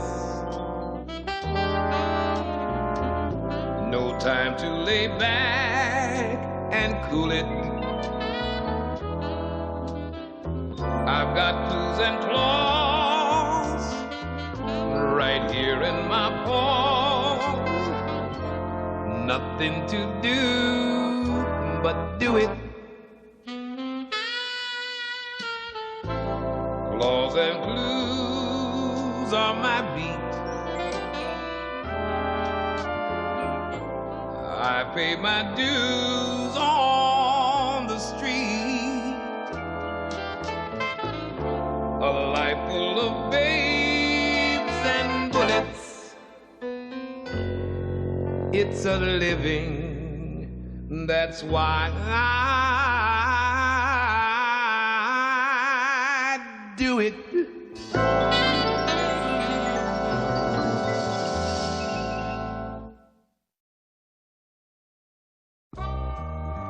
Why someone would murder a 23-year-old college professor was beyond me. Maybe he delivered just one too many lectures on the Boxer Rebellion. Stranger things have happened in this town. My first stop was the city morgue. It was 11 a.m. Walking up the steps to the morgue, I saw my old adversary. It was Lieutenant Washington. Spade, what brings you down here? Trying to find a client? Sure, Lieutenant. He's the one your blue boy shot in the back for jaywalking. Watch it, Spade. I still have your license under investigation. Oh, yeah? Well, at least I know it's safe for a while. Spade, don't push me. Wouldn't dream of it, Lieutenant. Have a nice day. The lieutenant was still saying goodbyes as I walked into the morgue. I spotted the coroner, Bert Fleabish. Spade, what brings you down here? Hey, Bert, I need to see a body. Who doesn't, eh, Sam? What's the name? Professor O'Tabby. Oh, yeah, tough break. Nice fella. You knew him? Oh, not really. My kid attended St. Maurice and had his class. Really liked him, too. Except for his lectures about the Boxer Rebellion. I could tell Bert sort of liked the guy by the way he pulled out the drawer with the stiff. O'Tabby looked like he'd been worked over by the maulers of the Midway. It didn't surprise me. When's the autopsy scheduled, Bert? Autopsy? What autopsy? His wife thinks it was murder, Bert. Murder? Sam, the man died in a disastrous car accident. Looking down at O'Tabby, I noticed some yellowish-brown coloration on his chest and stomach hairs. Hey, Bert, you have any explanation for this? Any kind of fluid from a car can make a stain like that. Do you have his clothes and any items he had on him when he was discovered? Sure, Sam. Right here. I searched through the clothing looking for anything that might suggest murder. Right now, it looked as though poor O'Tabby had just had a bad break on the mountain. His shirt was about the only item of clothing that was still recognizable. I noticed the yellowish-brown stains were in the same location on the shirt that they were on the body. I'd seen stains like this before, but where? Maybe something would come to me later. There was a curious little stone in the shirt pocket. It was a very colorful stone on one side, almost as though it were painted. I'll be right back, Sam. Sure, that's what my ex-wife said. As Bert went to answer the phone, I put the colorful stone in my pocket. I don't know why, really. Maybe I just like stones. Is there anything else you need, Sam? A clue, a motive, and a murderer. Good night, Bert. Sam? Yeah, Bert? It's noon. It took me an hour to drive to the scene of the accident. I didn't know what I was going to find there, but what the heck, I'd at least get a breath of fresh air and I could put the car on the expense account. It looked like I wasn't the only one who had that idea. Taking a nature walk, Tanya? Sam, you startled me. I was trying to keep my mind on business, but I couldn't help but notice the lovely view. One word of advice, sweetheart. It's not smart to return to the scene of the crime. I was hoping to find a reason for my husband being here last Friday night. Like, what kind of reason? I don't know. A clue of some kind. I'd understand if you were here to cover up your tracks. Are you saying I murdered my husband? Nothing personal. Oh,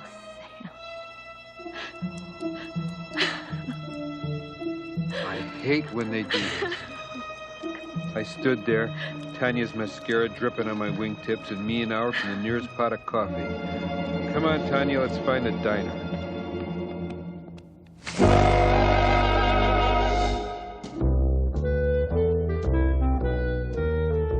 So why do you suspect me of murdering my husband? I suspect everybody, baby. Here's a list of suspects I've put together so far. Sam, your name's on this list. I don't remember where I was last Friday night, Tanya. Therefore, I don't have an alibi. I've been tailing myself for the past 3 days. That's sad. What's sad? You must be a very lonely man, Sam Spade. You could fix that, Tanya. What are you trying to tell me, Sam? Do I have to spell it out? Give it a shot. Y-O-U-C-O-U. There's a lot about me you don't know, Sam. I know you're great looking and you dress nice. But what if I did murder my husband? What would you think of me then? I'd wait for you to get out of prison, baby. It's not like my social calendar's exactly packed. How long can a murder sentence be? 30, maybe 40 years? I'll get it.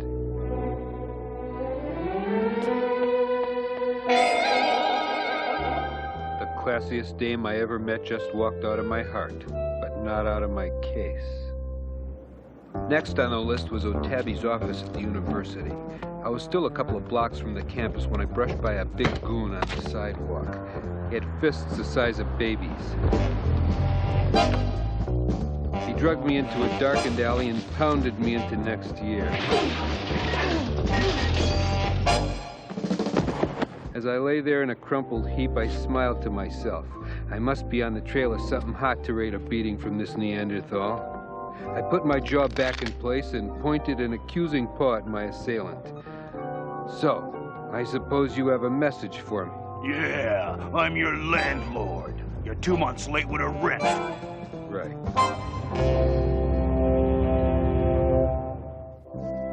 I was still trying to figure out my landlord's involvement in this caper as I walked up the marble steps to the history building.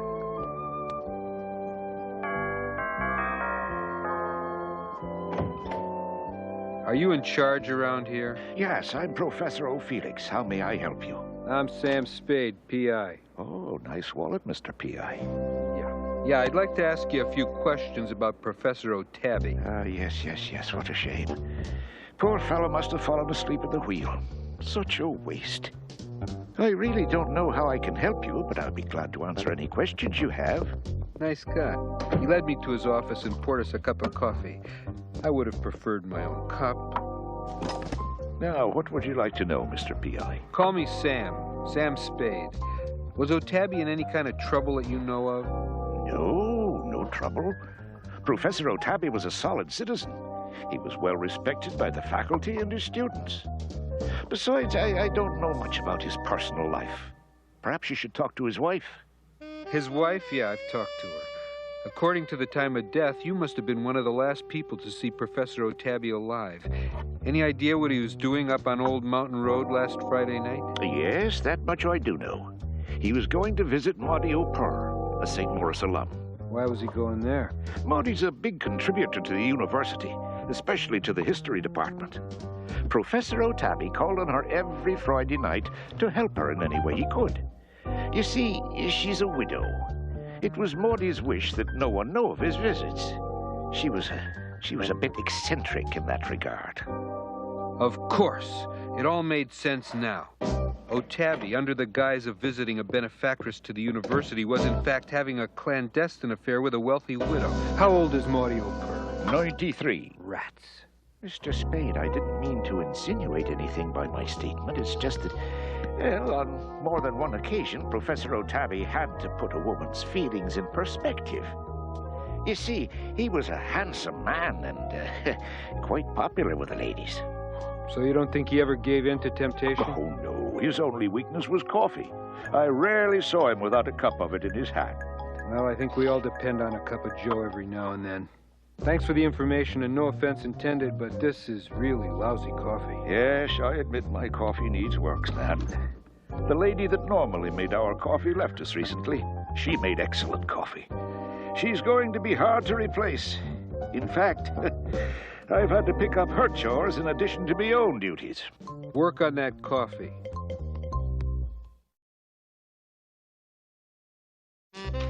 By the time I arrived back at the office, the men from the phone company had just installed my phone. Kitty was in the other room.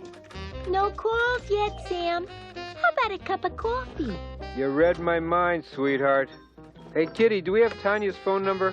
Klondike 51234, Sam. Thanks. The girl might not be a good office cleaner, but she has a great memory. Oh, why didn't I remember that number? It sure is an easy one to remember. Hello, Tanya. Sam Spade. Mr. Spade, what did you find out? I stopped by your husband's office today and found out a few interesting things. Oh, really? Who did you talk with? A Professor O'Felix. Do you know him? Professor O'Felix was my husband's assistant. Kind of old to be an assistant, isn't he? Oh, we never really thought of him as an assistant. He worked as hard as my husband with the students. He's been with the university all his life. In fact, he was my husband's instructor. It was Professor O'Felix who inspired my husband to go into the teaching profession. Yeah, well, that's nice. Anyway, Tanya, he mentioned your husband may have been tangled up with some woman. Gosh, that's hot. Sam? Hello, Sam? Are you okay? Look, Tanya, I'll call you back. I got a bit of a mess right now. Sam, I'm sorry. I don't know what I was thinking about. It's okay, Kitty. Run and tell maintenance we need a mop and a bucket. I'll pick up the pieces of the mug. That hot coffee in the lap was enough to give a literal meaning to my last name. I went to the sink to clean up. As I took off my jacket, I saw a huge coffee stain covering my shirt. Wait a minute. Coffee stains. That's what they were. O'Tabby had coffee stains on his shirt. Why would a man that was dressed as impeccably as O'Tabby wear a coffee-stained shirt? Where did the coffee come from? And why am I talking to myself? I searched my pockets for the pretty painted stone I took from O'Tabby's shirt pocket. I looked at it carefully. It was painted, all right. A painted piece of ceramic. A piece of ceramic from a coffee cup. O'Tabby must have been drinking coffee, which in turn caused the accident. It wasn't much to go on. How was I supposed to solve a murder when my only clue was a cup of Java? What was keeping Kitty? I figured I'd better call Tanya to apologize for the interruption and get back to the case. Where did I put Tanya's phone number? Wait a minute. Tanya never gave me a phone number. So how did Kitty know the number? Easy, Spade, don't go off the deep end. But the pieces were starting to fit together.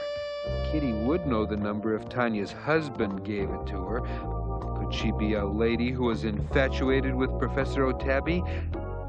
Nah. Think, Spade, think. Of course, she spilled the coffee when I mentioned talking to Professor O'Felix about O'Tabby's woman trouble. Kitty makes a great cup of coffee. So did the girl who recently left the university. The same girl I hired only yesterday. A girl who was infatuated by a man she could never have.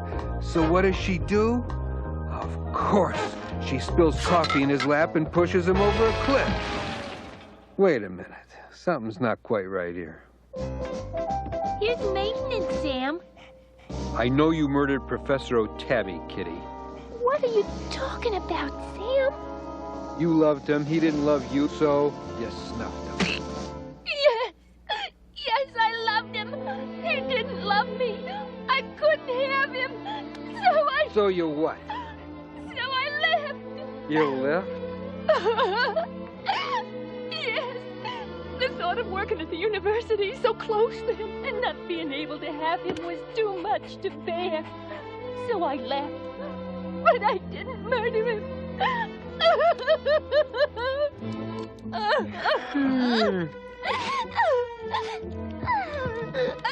The tears were streaming down her face and falling like rain off a pine tree. But the coffee stains, the painted piece of ceramic cup. He always drank from his favorite mug, Sam. This looks like a piece from that mug. I don't know how it got broke. I just ran out of suspects. Kitty, did you have any duties in the office other than making coffee? I was Professor O'Tabby's girl Friday. I sorted his mail, answered the phone, kept his appointment calendar, filled his prescriptions, sharpened his pencils. Wait a minute, filled his prescriptions? Yes, Professor O'Tabby was an insomniac. The coffee kept him awake. He needed very potent sleeping pills to help him doze off at night. I remember him bragging that one of those pills could knock out a bull elephant. It took 2 of them to put him to sleep, and that took an hour. Kitty, stay here and help maintenance clean up this mess. Where are you going, Sam? To pick up a murderer, baby. Nice touch.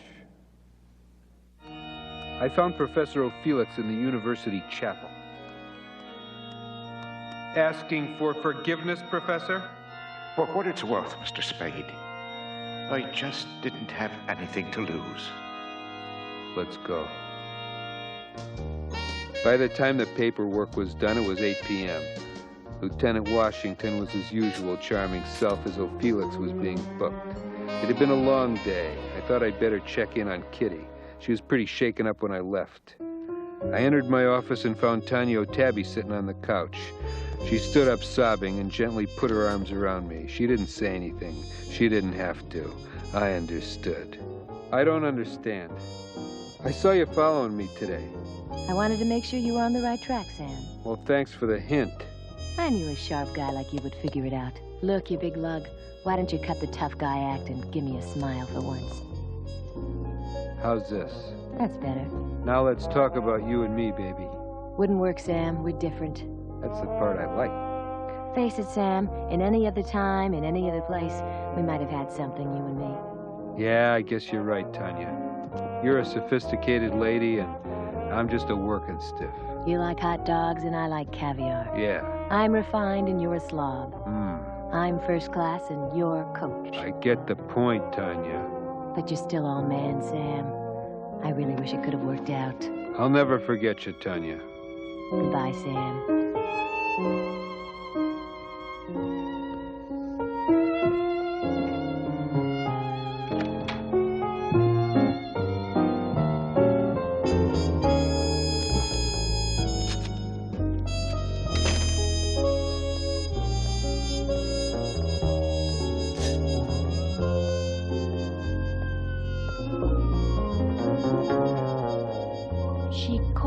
You'd left. I told her you were going to nab the murderer. She came right over. I didn't answer. My thoughts were still in the arms of a classy babe. There had better be a check in that envelope. Sam, how did you know O'Felix killed Professor O'Tabby? Elementary, Kitty. O'Tabby had to have left directly from the campus to call on Maudie O'Pur that night because he was still drinking from his favorite mug when the crash occurred. Professor O'Felix, the substitute girl Friday, fixed that cup of coffee. O'Felix had filled O'Tabby's sleeping pill prescription and popped a couple into his coffee, knowing it would take O'Tabby an hour to get to Old Mountain Road, 40 miles away. Like clockwork, the pills took effect and O'Tabby drove off the road to his death. The police were right. O'Tabby did fall asleep at the wheel, thanks to some help from his assistant. The motive is obvious. Which was? It was the old power struggle in the university routine, Kitty. Old man gets passed over by younger man. Young man gets power, respect, glory. Old man gets older, bitter. Finally, in desperation, the old man gets rid of the one thing in his way, the young man. With O'Tabby gone, O'Felix becomes department head and gets what has eluded him all his life. Sam, you're simply too much. What's the milk for, Kitty? You ask too many questions, Sam.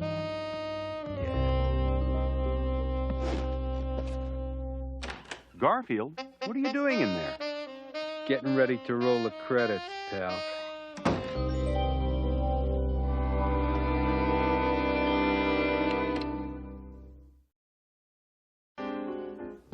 My life's full of babes and bullets.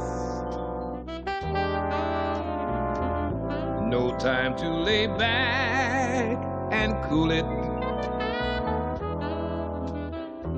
I've got clues and claws right here in my paws.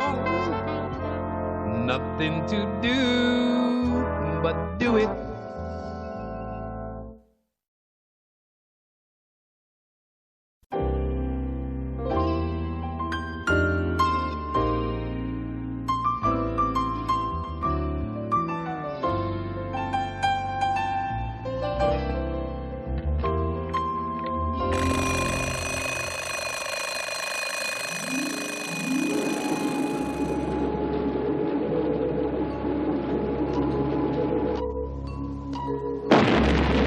That depth charge was too close. Reverse engines. Right full rudder. Ahead 1/3. Heading 320. Bring her up. Level off at 16 feet. Up periscope.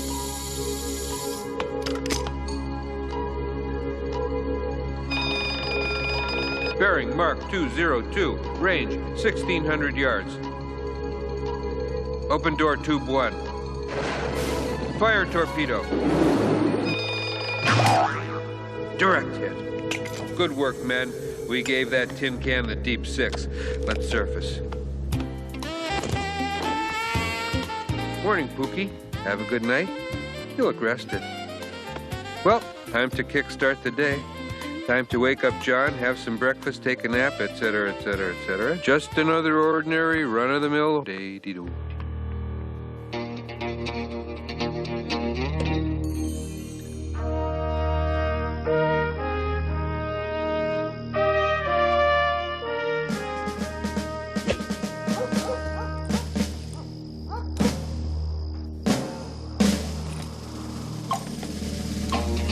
Garfield's coming. He's coming to town. Better not try to knock him down. Just run for cover and clear the street. 'Cause if you don't, you'll be dead meat. Yeah, Garfield is coming to town. There was Jesse James and Billy the Kid, but this dude's done worse things than they ever did. Woe the poor soul who crosses his path. He'll have to suffer this gunslinger's wrath. Huh. This poor dog hasn't got a chance. He's had his last meal, and he's had his last dance. One more whimper, one more prayer. Gee, I hope he put on clean underwear. I'm gonna deep fry this sucker. Morning, Odie. What's on your docket for the day, pal? Yeah, me too. What say we get some breakfast? Okay, let's wake up the cook. Oh, John!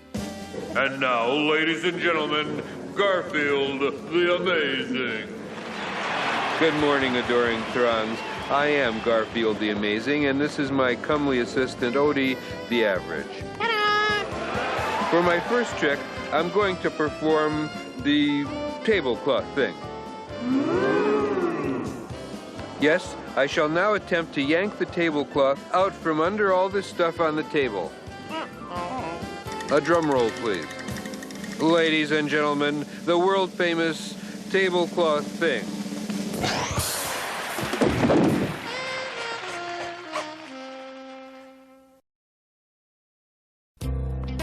Here's your breakfast, Garfield. It's about time.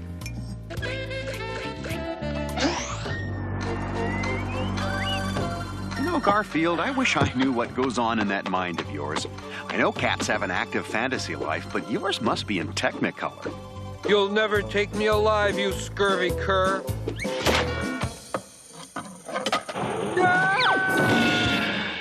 Sigh. I'm getting concerned, Odie. I think my imagination is starting to run away with me. See you later.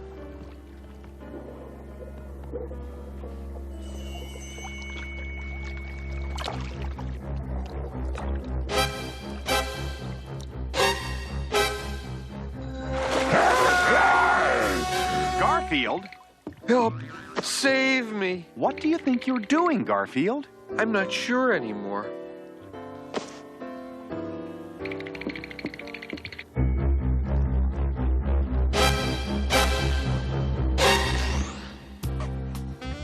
Odie, I have a theory. Huh? Yeah, it just occurred to me that this imagination thing may not be as dangerous as we think. Huh. You know why?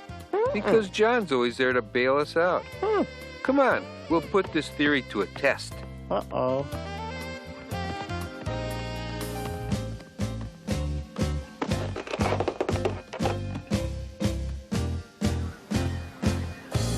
Good afternoon, passengers. This is your Captain Garfield speaking. Thank you for flying Inversion Layer Airlines.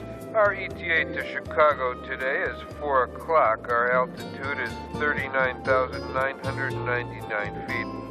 Our in-flight movie is Vertigo, and if you think that's in bad taste, wait till you've tried the food. The co-pilot this afternoon is Odie Crash Babowski. Say hi to the folks, Crash. Good boy. So, sit back, relax, and enjoy your flight. And pay no attention to that engine that just exploded. Or that one. Crash, I have an important question to ask you. How many engines do we have on this plane? I was afraid of that. Well, this calls for action. I know. Have the stewardesses pass out free drinks. No, wait. Better yet, we'll disguise ourselves as stewardesses, work our way to the back of the plane, and bail out. Okay, crybaby. We'll get the passengers off first.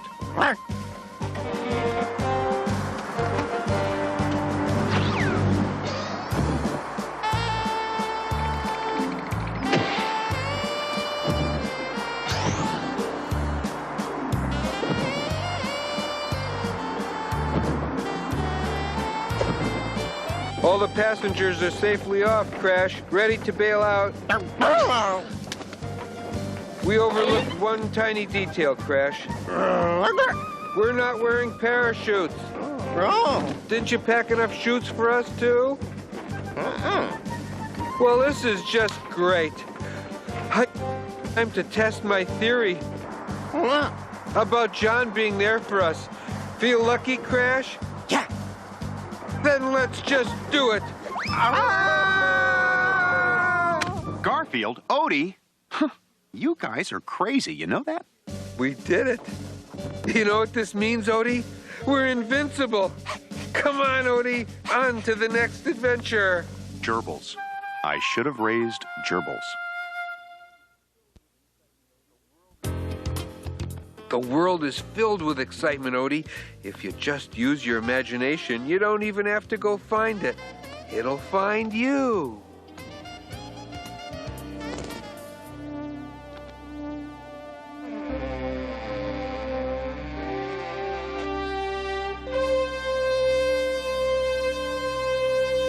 Nice touch.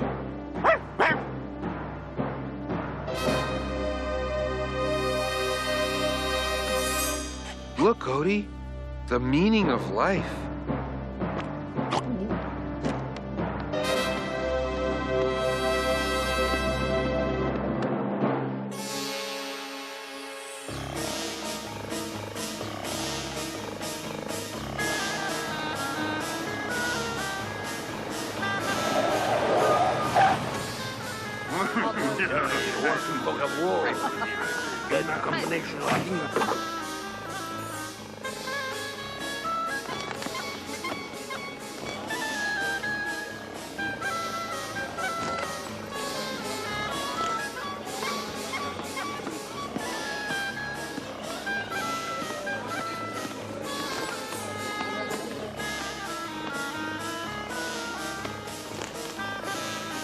Simsalabim, sir. Simsalabim. May your children be happy and wise. May your chewing gum never lose its flavor. May your camel walk straight and true. May your socks always match. Oh, what a wonderful sense of humor. Lance Sterling. So we meet once again, sir. Fat guy, so we do. I would like you to meet my associate, Raw Meat. He doesn't smoke, drink, eat, or sleep. He's been trained in the martial arts, you know. Judo, karate, taekwondo, jiu-jitsu, and machete eating. Big deal. This is my associate, Slobberjob. He doesn't think. He's been trained in macrame, bonsai, origami, and he's nearly housebroken. What? Most impressive, sir. Let's cut the small talk, fat guy. You know why I'm here. Yes, I do. And what I'm here for. Yes, I do. And what I'm going to do with it. Yes, I do. Then would you mind refreshing my memory? You're here to get my half of the Holy Ankh, sir. I knew that. Combined with your half of the Holy Ankh, it will form a map to the location of the Banana of Bombay. You see, Slobberjob, the Banana of Bombay was the original banana used in the old banana gag. Oh. You remember the old banana gag. Yes, it's the symbol of humor to free nations all around the world. The Banana of Bombay was stolen from our country's Museum of Humor many years ago.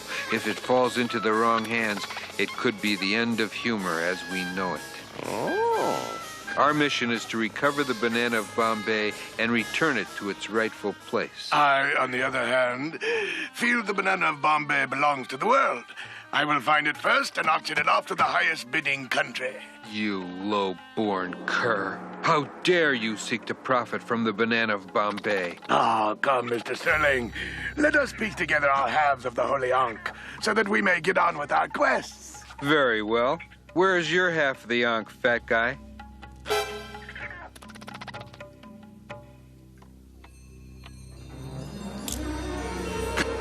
You didn't think I'd really give you the location, did you, fat guy?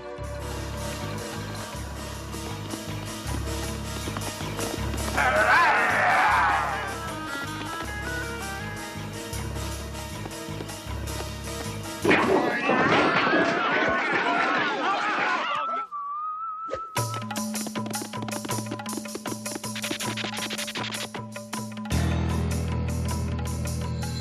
Attention market shopping people. For the next 10 minutes, we'll be giving away free flying carpets in aisle 4.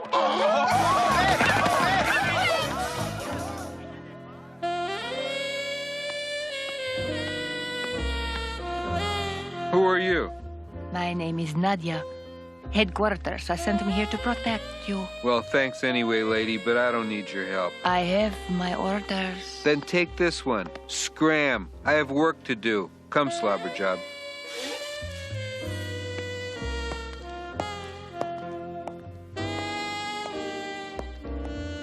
You haven't heard the last of me yet, Lance Sterling.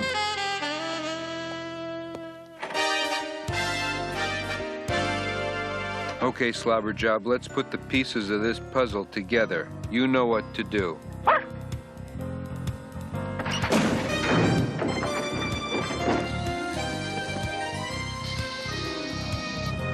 These two halves of the ankh will form a map giving us the location of the banana of Bombay.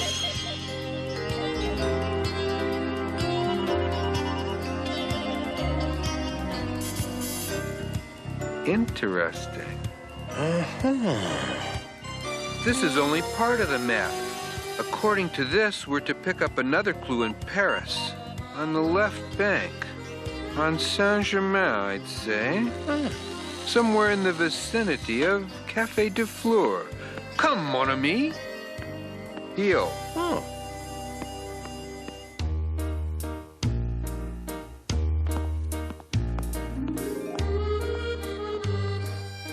Do you have, how you say, microwave lasagna? No, monsieur. Oh, very well. Just give me the soup du jour with some extra jour on the side. An excellent choice, monsieur. What's your special today? I haven't a clue. Clue? Clue? Did you hear that, Slobberjob? He said clue. Okay, fess up. Where's the banana of Bombay? I don't believe that's on our menu, monsieur. Would you settle for bananas Foster? Never mind. There has to be a clue around here somewhere, Slobberjob.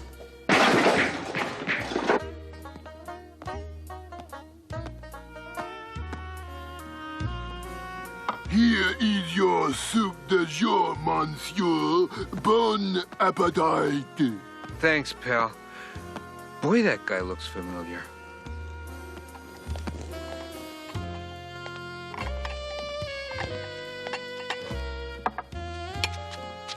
Nadia, what are you doing here?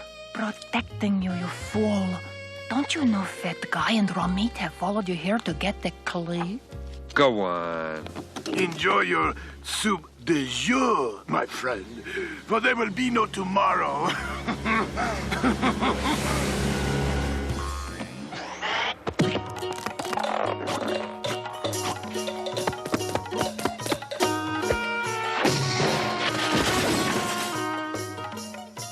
Look, Slobberjob, there appears to be a map drawn on that awning. This must be our clue. Let's get out of here. And bring the map with you.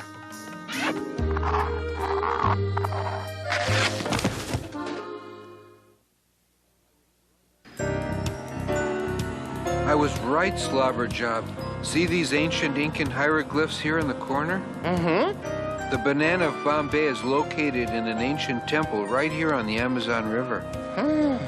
Well, pal, nothing can stop us now.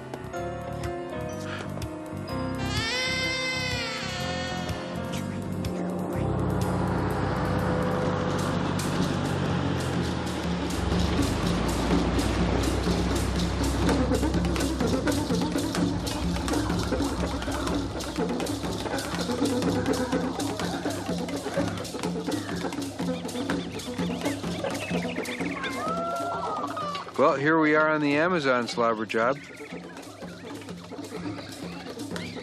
This isn't exactly the friendliest neighborhood I've seen, but not to worry. If things get too hairy, John is always around to get us out of this fantasy. Now which way do we go? Look, Slobberjob, a sign.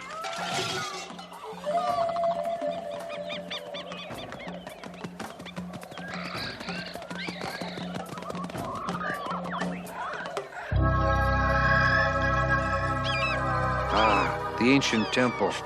Good work, Slobberjob.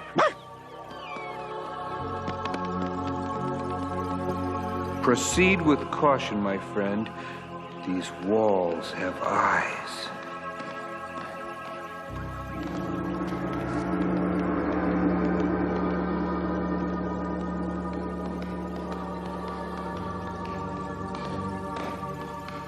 Stop, you fool. Look what would have happened. Now stay behind me and step where I step.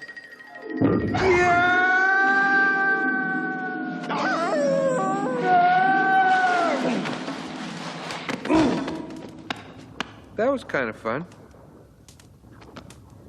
The banana of Bombay.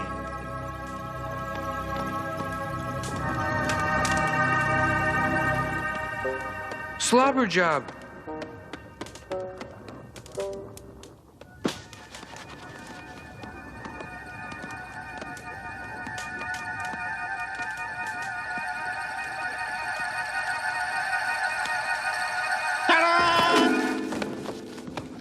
If you want something done right, you gotta do it yourself.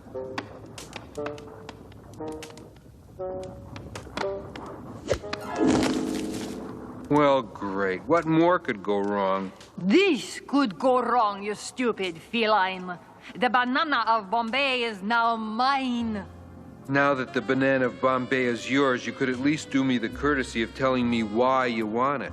I am from Moldavia. My country is very poor, you see. So in order to make money, we have decided to encourage tourism. We need this banana in order to open a fruit stand.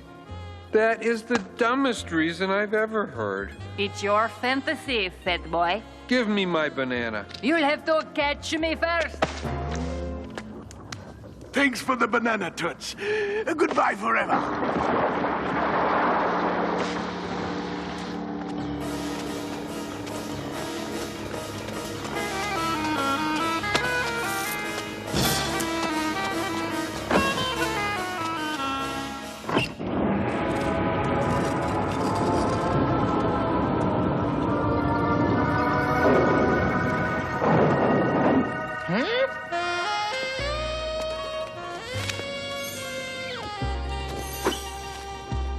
I hope someone brought snacks. It looks like we're gonna be here for a while. I'd say, like, forever. Mm-hmm. What is it, Slobberjob?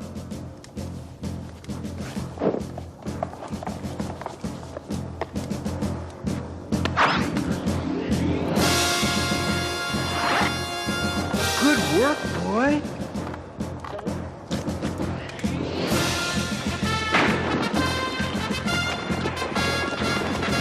Quick, let's get out of here.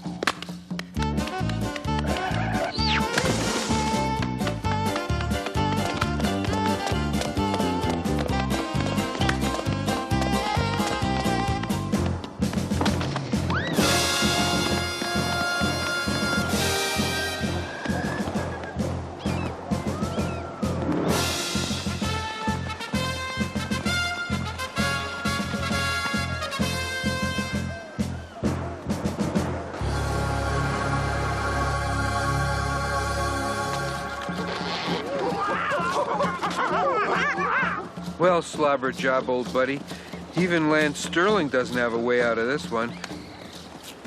Slobberjob, what are you doing? Oh, well, I guess it is just a fantasy, isn't it? Not bad.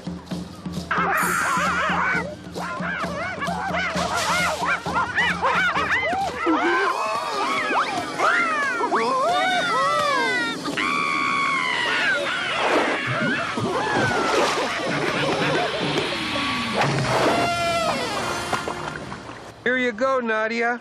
Open a banana peel stand. I I knew this dream was too good to be true. We have no choice now, Slobberjob. Here, boy, take my hand. Boy, I hope this doesn't hurt. Last one in's a rotten egg! Another fantasy, Garfield? Yeah, my last one. I ain't never gonna have a fantasy again. No way. No how. No, sir. Oh, no. Not again.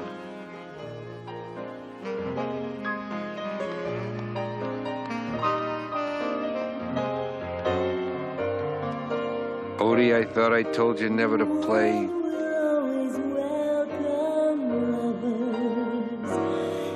As time